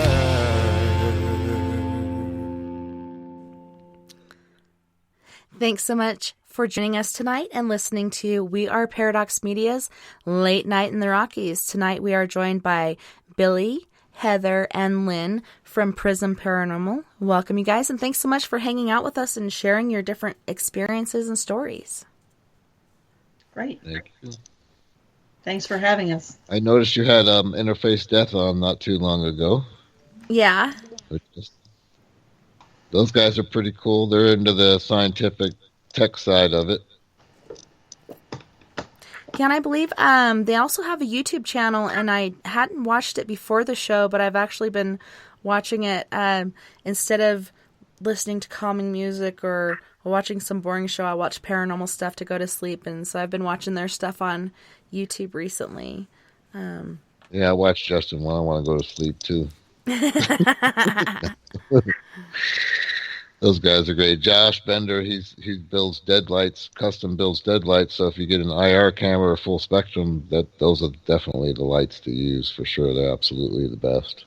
Yeah, I was kind of fishing around for that when he had mentioned that he makes those, but they were saying he's pretty backlogged with orders and such. So I was just like, man, I need some good ones. I ordered an IR/UV where you could use one or the other or both, and they sent me one that was one or the other. And I've been after them for almost 2 years now about sending me the right one. So I'll have to try to hit him up. Bender's the man. Yeah, he is. I've got one of his, and he's building 2 more custom ones for me that are in the works. And he'll custom make them however you want. Like the one I'll have will have IRs out front, but it'll have a couple of white LEDs for like color, and I have a couple of red LEDs shooting down for like pathway lighting, so you can see where you're going a little bit without washing the camera out.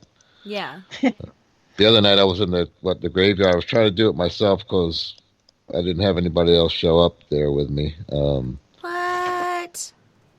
I had all the cameras and everything went out, and then I seemed to have slipped in dog crap and cracked my knee against a tombstone. Oh no! Yeah. So that was fun. Unfortunately, that wasn't on the live, because that would have been the best. Outtakes. One. Yeah. But the red LEDs on the bottom, I think, make a nice difference to where you can see where you're going. So he'll make them any way you want. Just go ahead and get yourself on the list. Yeah.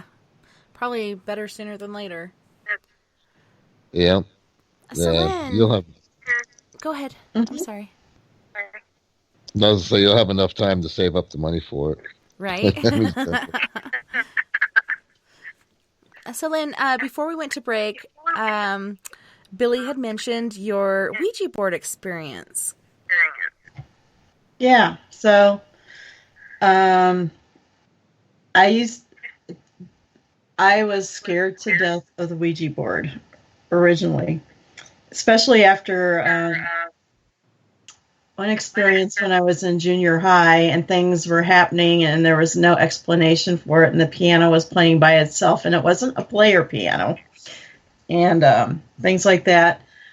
And then I heard some people talking about how they had been playing Ouija, and it was two wives, two husbands. I mean, a set of two wives and husbands, whatever, neighbors. And the guys had gone out to get some snacks or whatever, and the women said, "Oh, what are we going to do while they're gone?" "Oh, well, I got a Ouija board. Let's play Ouija." So they're playing Ouija, and all of a sudden it says, they go, "Who are you?" And it says, "My Uncle Jack." And they're like, "Well, who's Uncle Jack?" And they didn't know. And it was saying all this stuff. And by the time their husbands came back, they were sitting there crying. They were like, "What's wrong with you two?"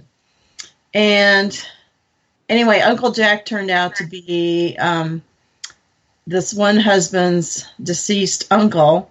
So they asked the questions that only his uncle would know, and of course it answered them. And at first everything was good, and they were doing automatic writing, and they're like, "Hey, why don't you send me over some of those chocolate chip cookies you're baking? How'd you know I was baking chocolate chip cookies?" And all that stuff. And then it kind of started going downhill, and it got a little scary. And that's when they started seeing, I want to say there is evil out there. Started seeing things, physically experiencing things. And they basically had to get some help to get rid of things. Then a very good friend of mine, when she was in high school, she was playing Ouija, and she asked it a bunch of questions. Who am I going to marry? How old am I going to be when I die? All these different things. And everything that it answered came true, including it told her she was going to be 40 when she died. And she did die when she was 40. And I mean, so I think there's different ways that spirit communicate with us and all that. And I will do Ouija now, but I go into it with a totally different take than when I first started. Because when I first started doing it, I didn't know as I was doing.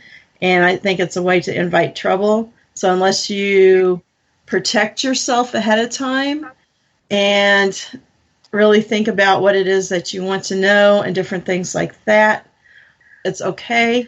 But it also can be a not good experience. So you have to you really should be informed on what you're doing when you're using the Ouija board. The Warrens were big on the Ouija boards. Lorraine Warren. A lot of the problems that people had usually boiled back to using a Ouija board. But I don't know if that's because we all had them. I had them as a kid. I had a glow-in-the-dark one not too long ago from the 80s. Oh, wow. But I think it's the device, because you're using it.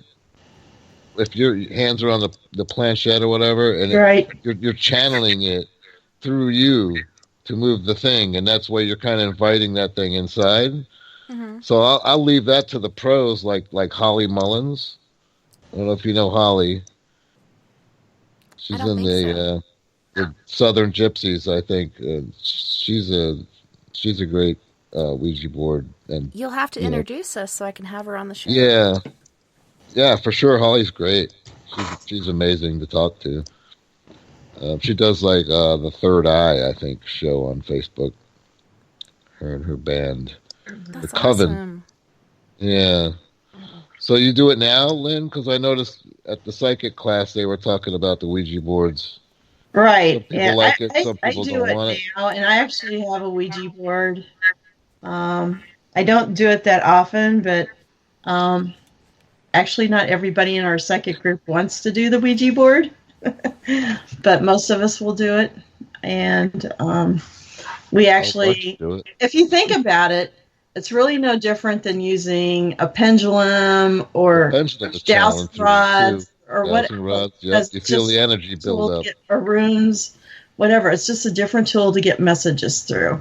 And I've heard that many times because Okay, I was raised in certain different churches. Then I was baptized LDS, and my aunt would always tell us not to use the Ouija board, not to play D&D, which I've used the Ouija board twice. It was in one night, and I love playing D&D. There's nothing satanic about D&D is that. great. Yes, I love D&D it. is great. It's I wish we amazing. still played it. You should We come have a bunch over, of people over to play. right? Have the table filled. It's so much fun, but while I was in the military, I did use the Ouija board, and this was during Hurricane Bonnie. We got the Ouija board from, I believe he was Lieutenant Black. He was actually in training and got ran over by one of the tanks during training. He was out prone on the road, and the tank ran him over, and they didn't realize what was going on until it was too late. So his Ouija board was getting passed back and forth between the men's and women's MRP platoons. So during Hurricane Bonnie, us girls had it, and all the girls are playing near my rack, and I'm watching them, and they're like, hey, you want to get on here? And I'm like, I don't know. I'm going to just watch for a little bit. So I watched how it was going. Everything seemed fine. You know, nobody's heads were spinning around. Nobody was spitting out pea soup. Seemed pretty safe. And then I finally get on there, and of course I want to talk to my mom. My mom was killed by a drunk driver when I was 5, almost 6. I want to connect with her because I've only seen her once, which was a couple months after she passed in a dream, which I think is a way for spirits to come through easily. Exactly. So I get on there, and I was like, can I talk to my mom? And it said no. And so I was like, fuck you then. I'm going to go take a shower, and I don't want anything else to do with this. And then I came back, all the girls were gone, and the Ouija board is sitting on my rack. So I put my stuff away, take my towel off, like brush my hair, go back over, and I try it again. Can I talk to my mom? And it goes very slowly over to yes.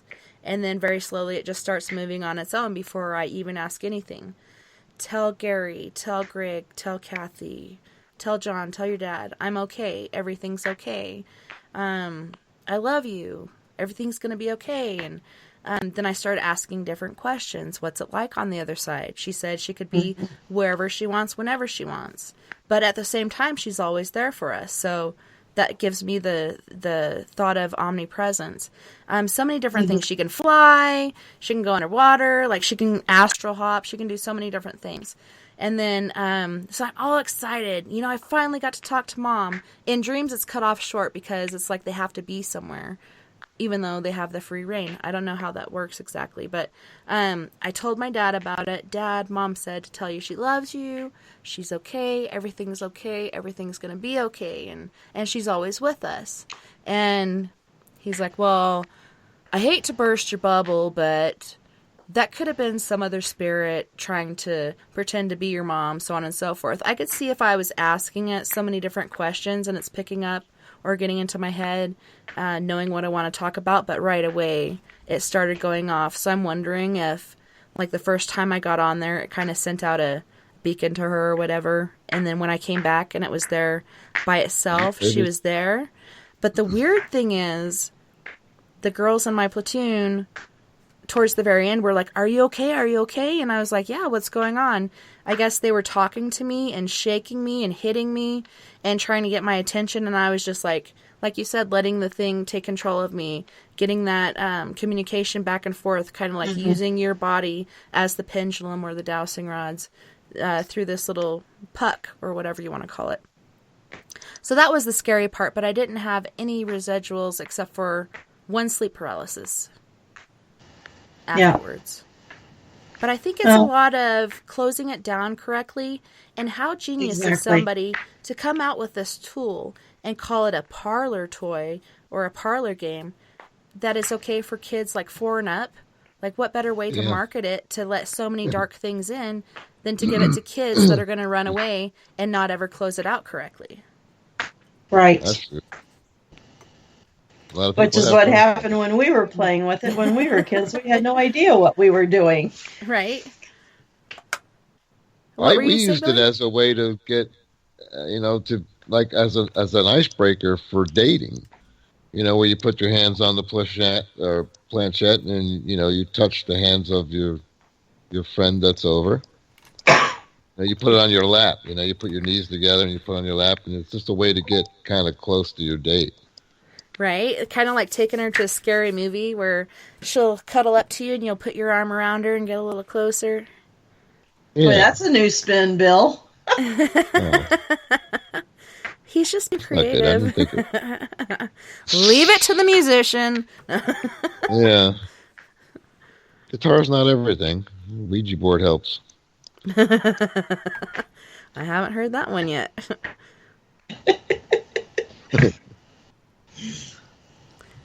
Okay, so we heard Lynn's experience, and I'm having a brain fart right now. Heather, Billy, have we heard about your experiences with the Ouija board? Just Bill's dating. Yeah, Bill's dating tip. If you want to get close to a chick, break out the Ouija board. That's right. We're gonna have to write a dating book now. Yeah, paranormal dating. I've had first dates in a graveyard before, which is weird. May Stringer house, and we did that not too long ago. That's a pretty good place to go. Heather gets mad because she was supposed to go to that, I guess. Heather. May Stringer. Did you play with a Ouija board, Heather? Man, we can't hear her again, and she's not even muted. Do you have it on your mic or something? I do that a lot. I'll unmute myself on the computer and be muted on my mic. We might have to hang up again, and we'll call you right back. That way we can hear you. That worked last time. Hopefully it'll work this time. There she is. Load up. Load up real fine. Another thing I do too is we blow up haunted doll heads. Ooh, do you guys get that on YouTube? I'm going to. You should. Do you know how many people that'll draw? So many people like explosives, dolls, exploding doll heads, taking dolls apart. I have a remote control too, because there's a lot of things about these haunted objects that I don't know if they're ripping people off on them or what, but we'll deem it. We'll investigate it, and if it's deemed not haunted, we'll blow it up. I have this box with a half-inch plexiglass in front of it so you can see it. I'll shoot that in 4K. How is that not on YouTube? Come on, Billy. I've been slacking. You gotta get in front of the ball, not behind it. Or is it the other way around? I get it, yeah. I've got all the stuff. I'm ready to go. Heather, can we hear you now? I don't know. Can you? Yay! Yes. We can hear you. Okay. Have you ever played with the Ouija board? Nope, and I don't plan to anytime soon.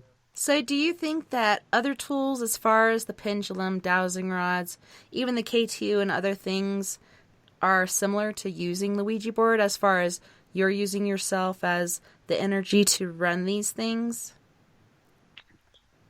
I do now. I never really thought about it until now. It makes a lot of sense because I've used a pendulum, I've used a dowsing rod, and I know what it's like using them. So in a way, I can now understand how it could be like a Ouija board because you're using your energy, force, and everything to basically use these items. I think no matter what you use, you need to start it out properly and close it out properly. And a lot of times people don't teach you this. Like, the first time I used dowsing rods, I believe it was 2014. My granny had taught me when I was a little kid with the apple stick or a hickory stick to douse for water. But that's wood. But when I went to Las Vegas, I booked a ghost tour for myself and my oldest daughter. And that's the first time I ever used brass dowsing rods. And I couldn't believe the energy coming through these things. And it was to the point where I was like trying really hard to hold it up because it felt so heavy. And like my whole body started shaking. And she's like, why are you shaking? Are you okay? And I'm like, yeah, there's just a lot of energy. And I'm trying really hard to hold these up because the weight on my hands right now feels really heavy. And we were at the corner where this little girl got ran over by like a horse and cart downtown Vegas back in the day. But after that, it was pretty free flowing. You know, you got the helicopter thing going on, and we went to the Mafia Museum, and there's a picture of these mobsters on the side, and there's one guy facing forward, and everybody else is turned backwards, so all you could see is everybody else's heads. And I guess a judge had been hung. Supposedly, he hung himself in this museum because it used to be the old courthouse, the original courthouse. But my daughter picked up on the fact that the man right next to the guy that was facing us was the one that was in charge of lynching that guy, basically. They went after him because he went after one of theirs. But yeah, just using the dowsing rods, that was my very first paranormal tool besides my gut instinct and just my natural instincts that I used. And I was hooked right away. I bought 3 pairs. Yeah, I like dowsing rods. They're fun. You can feel it. You can feel the energy build up before it even starts moving. It's very interesting, but then that's where we go back to the whole Ouija board and spirits, you know, manipulating you in a certain way to answer these questions. And I've often asked myself, are they doing it through the dowsing rods, which are very conductive of energy, or are they doing it through me and little ticks? It's hard to say. Yeah. Well, I mean, for me, like even I use tarot cards a lot. And, okay, I ask whoever I'm doing a reading for, I ask them to shuffle the cards. I ask them to do the cuts. You know, I always cleanse them before and afterwards to clear out the energy and all that. But, again, it's the energy. And I believe it's like whatever card is meant to come out for the reading is what you're going to get. So. Yeah. Yeah, and you do have to clear them. A lot of people will wrap theirs in silk. For me, I used to, when I used them from the age of 16 to about, I think, 20, and then I quit using them. Kind of do the shuffle thing where you flick it, and blow the energy off with my breath. A lot of people are going to laugh because I'm saying I'm blowing my deck. But you blow the energy off of your deck on each side and multiple times until you feel like it's clear. Like you can feel the energy leave it. So that way for your next reading, it's clean and ready to go. But not everybody does that. I have an app for my tarot cards. That's cool. I've never tried it. It's in HD. Yeah, I use an app sometimes too. It's weird. You shake the tablet and it does the shuffle sound. We got the echo back. Yep. It's hard to talk when you hear it because you're like, I hear myself, gotta pause. Hear myself, gotta pause. That's the thing with doing lives too, because I got the Sling Studio, so that's wireless. So there's a little lag between my camera and the tablet I'm watching that I can switch the views from, and then the Facebook feed. And you try to move the camera, don't look at the Facebook feed when you're moving your camera because it's bizarre with the lag. Yeah, you could get pretty dizzy and wow. I love Facebook Live, though. I've done so many on Four Corners Paranormal Investigations, which is my group that I started in 2012. And I must say, like, before 2012, I was in the paranormal closet because as a kid, at home, the paranormal was a normal thing for us. But once I started school, which I didn't start until first grade, I missed kindergarten, I would tell kids that I thought were my friends about these paranormal experiences because for me it was normal. And I'm telling them about myself and they're like, wow, this girl is weird. Stay away from her. And so I didn't have very many friends growing up. But I called it staying in the paranormal closet where you keep all your paranormal stuff to yourself unless you meet a like-minded person, which in high school is very few and far between because everybody's so secretive. Did you guys have to deal with that judgment and ridicule growing up? And did you come to a certain point where you're just like, screw it, I'm not going to be here anymore, I'm going to let this go and help people? Billy? Yeah, there was some. I mean, we were always into the weird stuff. I had, like I said, I had a Super 8 camera, and we made movies and used to sit outside the one lady's house that we thought was a witch. Every neighborhood has a witch. So we did that. It's just so much more accepted now, though. But back then, we were just weird kids. We would get monster magazines and watch the monster movies, and we did all that stuff in the 70s. But there was only a few of us weird kids. I went to a parochial school, and what did we do at recess in 5th grade? Hold seances. Oh, yeah. Once again, that was just a way to turn the lights off. Yep. When we do investigate now, we turn the lights off now just to get close to the girls. Yeah, I have to say, I still don't share what I do with a lot of people unless I think they're open to it or whatever, because a lot of people are not that accepting of it. So. Well, we're in the Bible Belt here, too, so. Yeah, down in Florida, it's pretty close there. And it's hard. I thought my aunt and uncle would be understanding of my gift because I'm so much like my mom, and they really loved my mom a lot, but I guess perhaps she didn't share this part of herself with them, or perhaps they went into religion afterwards. But I remember I was so excited. I got to talk to my mom's youngest brother and his wife, who were really close to my mom, and tell them what I was doing in life, which was helping people on this side and the other, and doing it for free, and the certain prayers I'd use for protection, which is Saint Michael. Even though I'm not Catholic, I believe in him.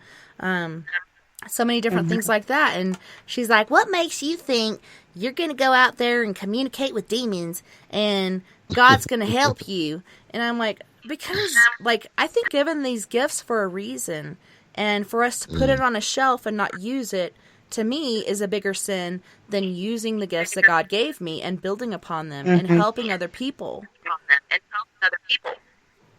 Yeah, they think that's just a job for the church, and some of them think that anything that you're speaking to out there is in fact a demon. Mm-hmm. That's the way some of my relatives are. I mean, it's so rare. I mean, what's the devil? I'm sure he's got better things to do than to mess with me. Right. That's why I'm not one to minions. win over. Yeah. He doesn't want you for a bride. Is that what you're saying? I'm thinking not.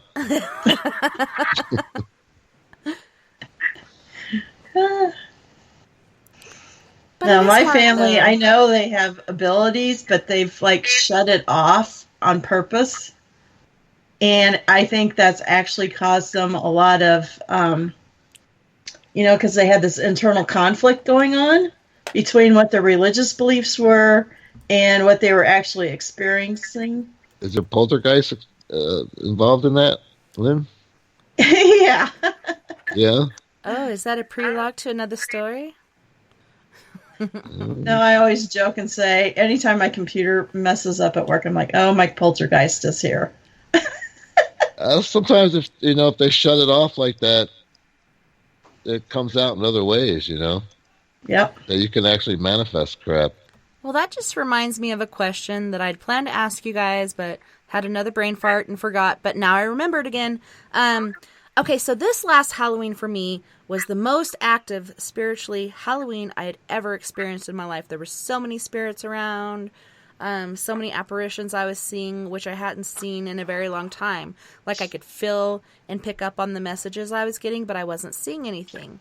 But we started just after midnight on Halloween morning, and we're using the FLIR camera and the night vision camera, and then went to the dowsing rods and the K2 meter, so on and so forth. And at first, outside on my sister's back porch in Ratcliffe, Arkansas, I see a little girl standing in the tall grass. And then I see a boy a bit older than her, and then a man behind him, and then I don't know what else behind him. And then I look to the left where Plumber Charlie's looking with a FLIR camera, and he's like, I see cold spots over here, and it looks like different people laying in the grass. And I could look and see it looked like people were basically belly crawling through the grass, and then it looked like there was a group of cold over here. So I looked through my night vision camera, and I couldn't see the things in the grass crawling, but I could see the group of cold, which was actually looked to me like a Civil War platoon of about 7 guys standing with a flag. And I'm just like overwhelmed at this point because I've been investigating for so many years, and this is the most spirits I've encountered ever. And I'm just, my mind is blown. And Charlie the plumber did not believe, but he stood there for about an hour trying to process everything before he left, and then was like, okay, I'm going home now. And then he came back the next day and said totally changed his life. He's a total believer. And you know, you kind of find comfort in the fact that dying is not the end. We carry on because we are energy, and there's so many different things after that. It was just incredible. Did you guys have crazy experiences this last Halloween and still today? You think it's from the awakening, maybe? More people are awakening to it? The veil is thinner? Well, I think that's been going on. Times? Well, I think that's been going on for a while as far as kids and adults and different people coming out. But this Halloween for me was unlike any Halloween I had experienced before, and it still continues today as far as different things coming into my house and such. Do you guys find it to be more active all of a sudden, or have you not noticed really any change going on?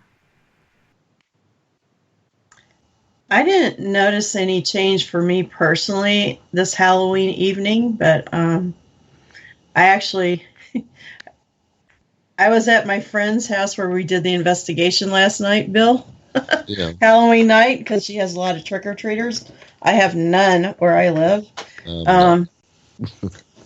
And I actually get come trick-or-treating out there. Bigfoot comes trick-or-treating out in them woods. I was going to say, I think there's a lot more paranormal activity going on where I live than where she is in some respects. Did you Robert, have a tragedy when you were younger, Lynn? Did I what? Did you have a tragedy like when you were younger?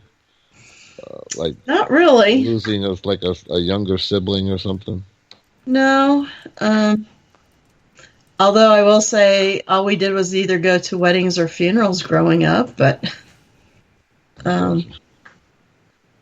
nothing major. I mean, they were like distant relatives, basically. And you look at your demographics, too, of where you live. Research it. I had a lot of Indian stuff. Yeah, there was a lot of Indian stuff. I've actually been on archaeological digs for like Native American Indian sites and things. So that's cool. Around here? Illinois, Kentucky. That's where my grandpa on my dad's side was from, Kentucky. Wow. That's where Emily's at in Kentucky. She's doing that haunted farmlands thing.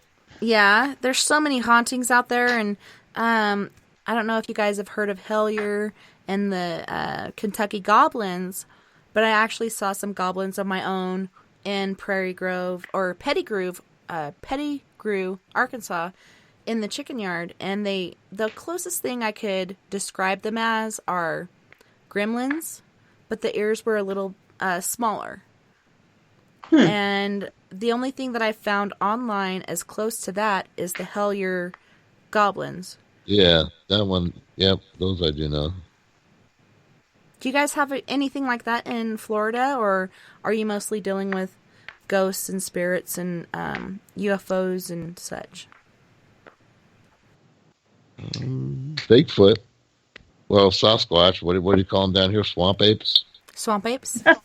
Yeah. There's a few. There's that going on here. So when they describe swamp apes, are they smaller, kind of more orangutangish than the ape-like Bigfoot that is more standing on 2 feet? Well, I think they're the same thing.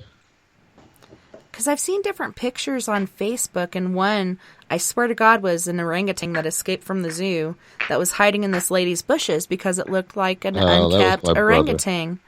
Oh, This is my damn brother. it. Damn it, brother. But it's Orangutan. interesting how it goes from, Florida all the way to Washington, Canada, and beyond, even in Japan and other places. Do you think those are all actually the same thing, just that people see them differently or have different names for them? Me? Mm-hmm. I've always believed in Bigfoot. I believe anything's possible, but I didn't really believe until we had the boulders being tossed down the side of the mountain in Rico, Colorado.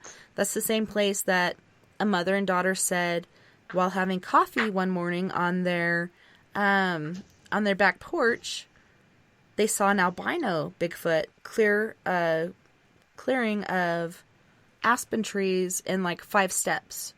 And so it makes me think, okay, there's albinos of every species, generally. So perhaps it's albino. And what about the ones that are known as the abominable snowman or yeti or whatever you want to call it? Are those Right. albinos, or are those just because they live in a snowy area so they need to have that? Or do they have different coats? I was going to say, just like people have darker skin, lighter skin, and all that for various reasons, depending on where you live and how you've evolved over years and years and years. Same thing with those, probably. Yeah. Or they're aliens. They could be aliens. Yeah, That some would people explain no bodies. Yeah, some people say that they're in league with the aliens and they've seen Bigfoot beamed up onto spaceships. Other people talk about Bigfoot and Fae working together as far as fairy people, and the Fae are the brains, the Bigfoot's the brawn, so the Fae will say, hey, do this and this and that, and the Bigfoot will be the one that breaks into the person's house. There's so many different variations going on. I think the reason they're blurry is because they're so quick. And the fact that they're used to that environment and being incognito. Most times they can be there and you don't even know it. Yeah, they're in a different plane. They're like not in the 3D world. When they drop, like we're in 3D, in different dimensions, and when it drops down, it can be like a point in time. A lot of guys are starting to use the strobe lights now to try to, because they think that stuff moves really fast, even like spirits. Mm-hmm. So they're using strobe lights to try to slow it down to capture it. Yeah, and Don't laser forget grids. that. And then as far as blurry pictures as well, like there's ghosts of us that show up blurry and you have to look really close to see the figure of it. Don't you think there might be ghosts of that to you? Like I know I've seen a ghost of a cat and I've also seen a ghost of a deer. Oh yeah. So who's to say there's not ghosts of Bigfoot? So maybe that is to explain the blurry Yeah. picture. And it could be, it could be a time slip I've seen animal ghosts from either before. the past or the future. Yeah, there's so many questions, so many answers. Let's figure it out. There's Use another the mystery strobe to light. solve. You Laser got to grids figure out a too. scientific way. Mhm. Yep, laser grid, you can see movement. But a strobe light will slow it down, and you may capture it. We don't have the same technology that to catch what they're doing in their time and space. Yeah. We got a long way to go. We got to keep inventing. And it's hard to get like the scientific outcome because in order to have a scientific outcome, it has to be a sterile environment. How do you do that in nature? You really can't. But I think it's time and time again of looking after these things and gathering information, evidence. Like you were saying, the puck. It's got humidity, barometric pressure, heat loss or heat adage, so many different things going on there, as well as words that come along with it. So that's pretty cool. It can help you Yeah, with... there's got to be disturbances in the atmosphere when things like portals and things like that happen. Mm-hmm. You would think. It's got to be something there. You know, Bill, We've I been was doing it so long, that we know it now because we've been doing it and researching it, and we're on a certain track. Trying to prove it to somebody else is the more difficult part of the, with the scientific stuff. It's hard. Mm-hmm. But we know it, Yeah, not like you can do a random controlled double-blind study. Yeah. Well, and you can't make everybody believe, Some people still think the Earth is flat. Some people think the moon produces its own light. Some people think that all people go to heaven or hell the moment they die. Like, so many different beliefs and variations. All you can do is give the information and let somebody look at it and take it, however they may. But the as moon long as thing, that is true. That it does produce its own light. all that you can Everybody- do is put that information out there, and it's kind of like a chart or whatever. Add it up. Yeah. You can put it in front of your peers, and that's like have a live review or something, and have your people you trust to watch it that are going to tell you the truth, that to give you actually what they think about it before you go public with it. That's a good way. Yeah. I put it out there I do anyways. I'm too. just like, what do you guys see? Don't tell them what you see or what you've captured, and see what they find and see what the I used to do consensus that is. early on. Right. Like EVPs, I would flash up the word that I thought it was saying. But I guess you can put that in somebody's head. Mm-hmm. Yes. Yeah, it's like making it biased almost. Yeah. So I think, like what Tessa said, if you play it, let them hear it without any preconceived ideas, see what they come up with. It's usually random. Like if you watch the Facebook lives when they're doing a spirit box or something, and you see people commenting on what they hear it is, and it's funny to me. I start busting out laughing because you hear so many different things. I heard him say this, and I heard him say that. And it is kind of funny. Well, we all... Okay, I have bad hearing. I actually wear hearing aids. So there are a lot of tones, frequencies I don't hear that other people hear. Well, look at what animals, dogs, and stuff, they're hearing compared to us. So, like, when they're sitting there staring in the corner, or like they're watching something, what are they seeing? What are they hearing that we aren't?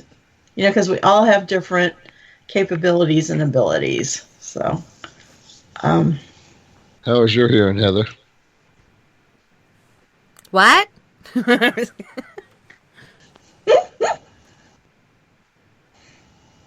I hope she didn't get muted again. She's muted again?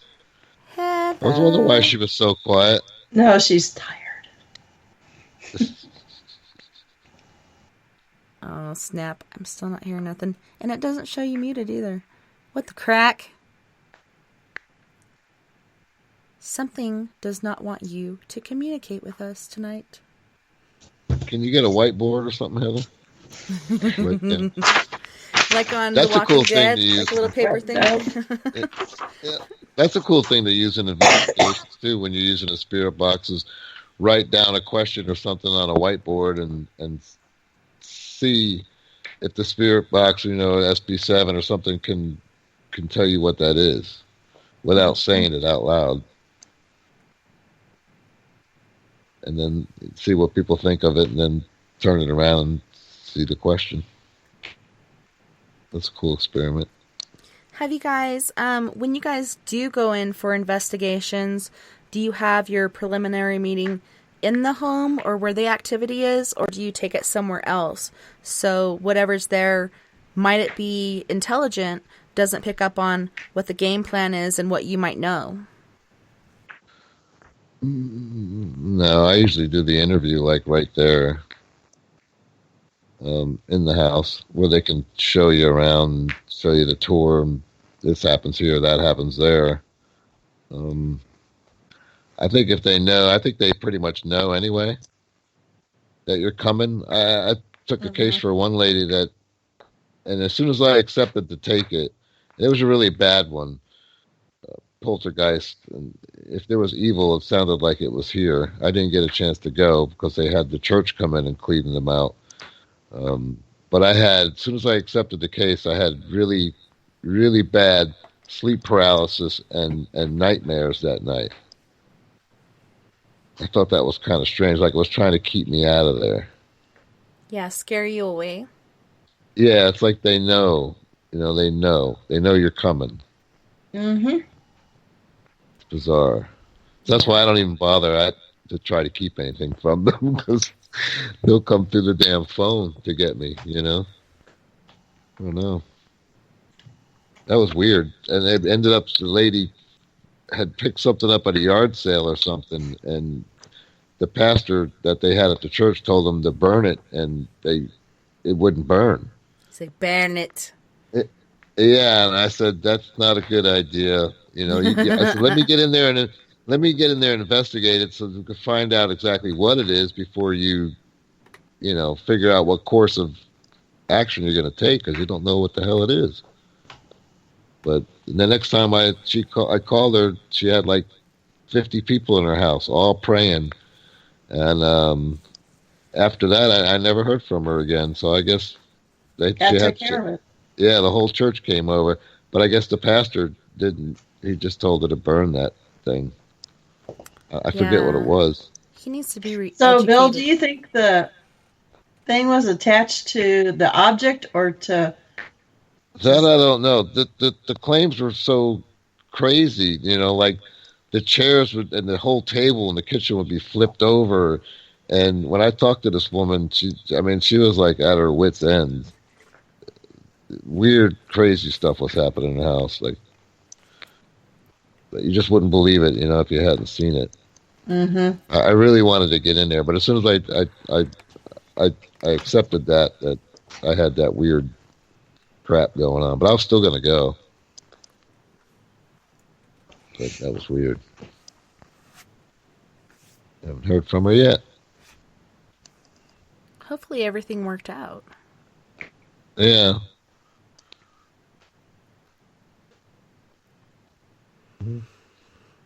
So what is the go ahead.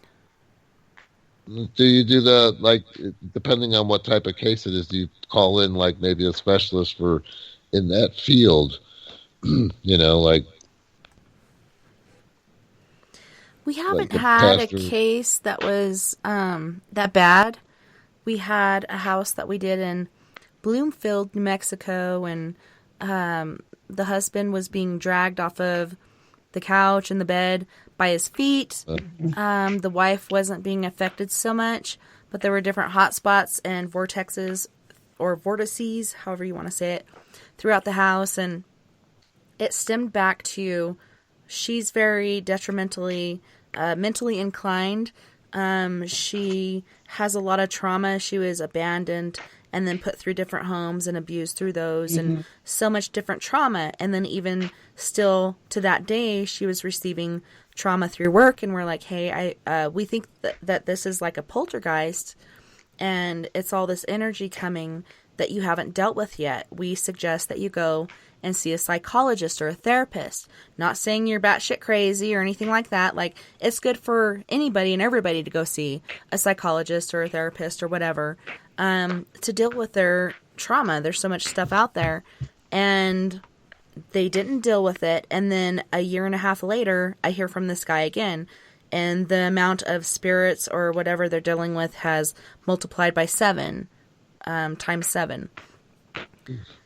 And I'm like, well, had she ever gone and seen a therapist or psychologist? No. Well, until you take that step to help yourself, there's really nothing we can do, because we used holy water, we used sage, Palo Santo on the inside and around the perimeter of the outside of the house. But if somebody doesn't help themselves, there's nothing else you can do. It's in the best interest of the person to do what you suggest to get the help. Yeah, or they mess with the Ouija board and they open it up and they get it going and you get rid of it and then they're back to doing it again. It's like, no, don't waste my time like that. And people doing recordings, trying to pick up disembodied voices or EVPs. And they That'll get bring it kind on, of, huh? yeah, they get addicted to it and they keep doing it every day, so many hours per day, trying to pick something up. It's kind of like a weird addiction that different people are picking up. And you're sending out like a beacon of light for any damn spirit around that can say, oh, well, this person can communicate. So they're all going to come to your room. No, I don't do any of that stuff in the house. I may test a piece of equipment out, but I really don't mess with that. I don't bring that in the house. Like I say, I like to sleep. I don't want to be woken up with getting drug out of the bed or any of that kind of stuff. Well, you've mentioned several times tonight as far as being woken up during your sleep. Do you get woke up a lot during the night? And do you think that's related to paranormal investigation? I think it is because it was usually always after like one of those weird type investigations when, and, you know, and things start happening and the activity ramps up, you know. It's like, I gotta do something. So you go do the crosses over the windows, or you take a, you know, windows, you take a Tupperware thing of salt, sea salt, whatever, and put by your bed to get rid of the negative energy, just to get that stuff out of there. But then it's gone. But well, I've heard really a lot gotta cleanse of yourself. psychics say that you have to put that energy out there as far as say it in your head or say it out loud. I'm going to bed now and everybody needs to leave me alone and let me get my rest. You know, the store is closed, basically. Perhaps you have a gift that you don't know about and you are psychically inclined. And so there are people sitting there kind of knocking on your window or your headboard or your door or whatever. Hey, Billy, wake up. You need to close that door and say, okay, store's closed, no more. Let me get my sleep, because that will affect you in the long run and not quite help with that. But that's interesting. I said, well, I'll meet you at Lynn's house, you know. Go over Right. there. Thanks, Bill. There's house. We'll check it out over there. Store's open. Oh, my Come goodness. on down to Lynn's house. Yeah, there's all kinds of interesting this- things around here. Civil War graveyard over there by you. Well, there's actually several, more than one. But Fort White was a pretty big area for fighting skirmishes and stuff, right? Yep. I thought it was And interesting. This last time I went to Arkansas, we used to play at our aunt and uncle's house, Aunt Janie and Uncle Melvin's, which is down the road from where my mom was buried, about 2 miles. And when we went up there this last time, I noticed there's actually a cemetery in the backyard, and I still to this day can't believe that we played hide and seek on that property. We were all over the place there, and we never knew that this cemetery right by the main road, there was a cemetery with soldiers. It was called Mud Cemetery. And I think the reason I noticed it this time is because there was like rebel flags and American flags and stuff like that. But you would think... I grew up playing in a cemetery because it had, you know, we played ball in there. We did everything in there.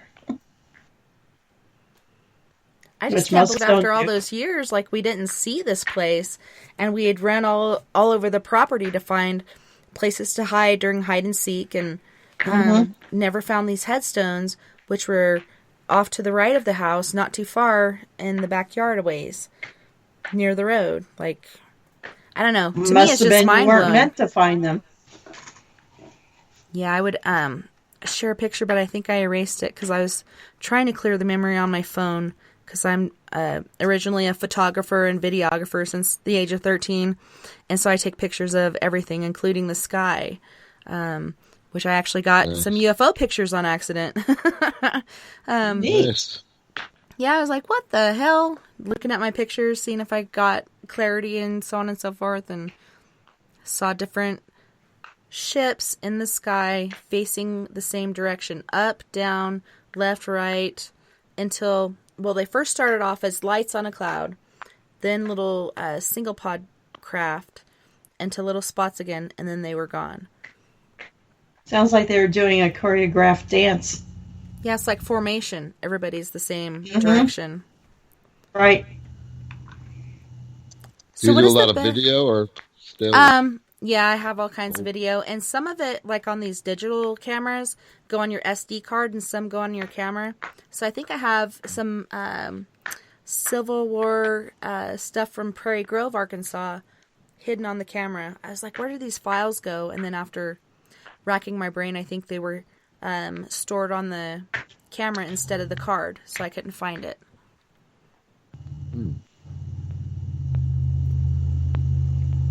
Have you like taken pictures and then do you enhance them or blow them up or anything to see if there's any orbs or anything like that after, you know? I look at a lot of my pictures and zoom in on my cell phone or camera or whatever to see what's there, because when you look at a distance, it could look like a little flake of light or whatever.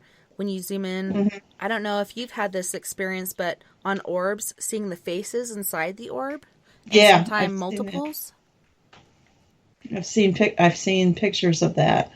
It could be pareidoia too, though. I mean, most of the time, I think it is dust. You know, lens flare, things like that.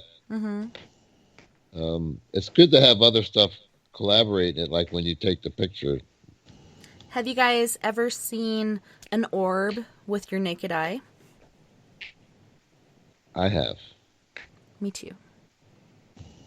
It's like really translucent. I mean, like really bright. They were doing a flashlight session, and the flashlights, you know, there's pros and cons to that. You know, that it heats up or cools down, but it was pretty cold that night, and they were going off on command. You know, let's light one up or light two at the same time. It was amazing the way that was following the line of questioning. And then I saw this orb thing shoot out of the flashlights, and I had an infrared. This was the old what do you call them, the mini DV tapes? DVRs. And no, they're like tapes. Yeah, they're like tiny ones. Yeah, and I was using that, and so I thought I could look at it, you know, but it wasn't on there. It didn't capture it, but I saw it with my eyes, which was weird. But it was IR, it wasn't full spectrum. So Robert said VHS. No, Robert, VHS is pretty big. Yeah, I had the VHS though. And it's not high 8, it's like smaller. And I can't remember the name. I used to know all those because... TV. Yeah. It wasn't Beta. No, it wasn't Beta. Beta's bigger. Yep. Yeah, Beta's bigger. It was the mini DV, they call them. 8mm. No. Those are I awesome. had that too.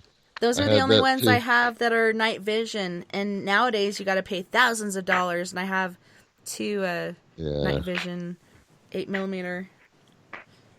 I got to get batteries and chargers. Yeah.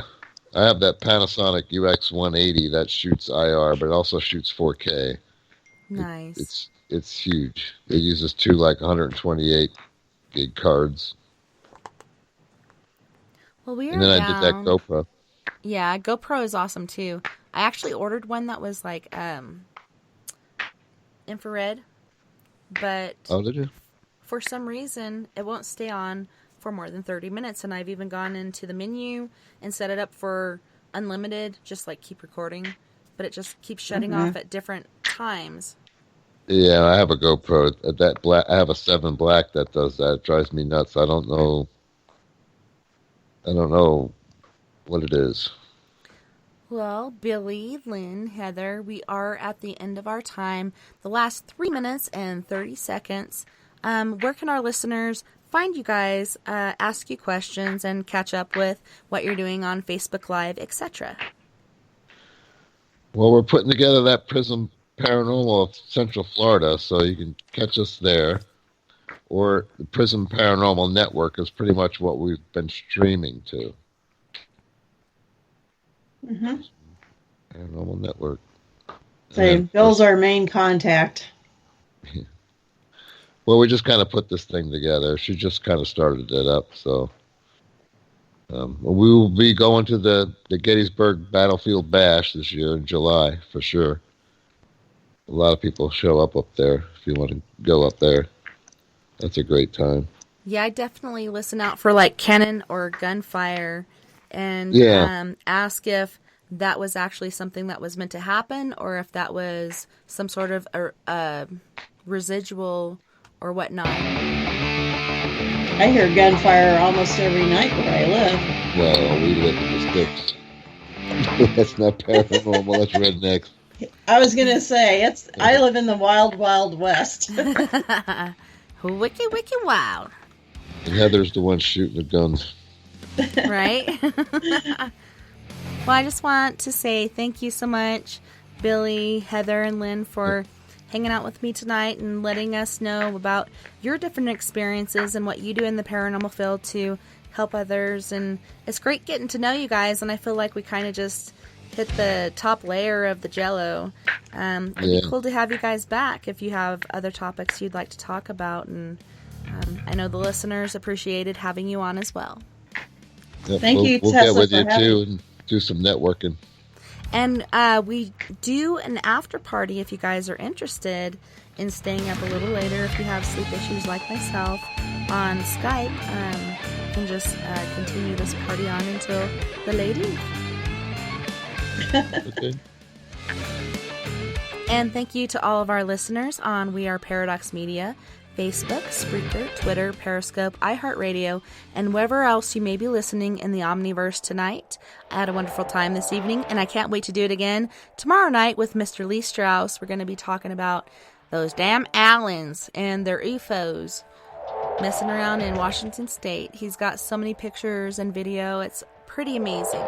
You guys don't forget, we are all in this together. Together we can make the world a little better.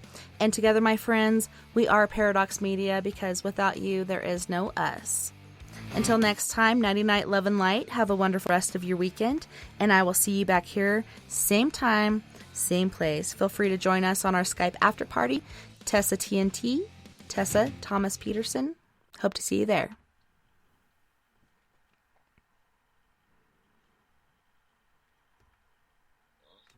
All right.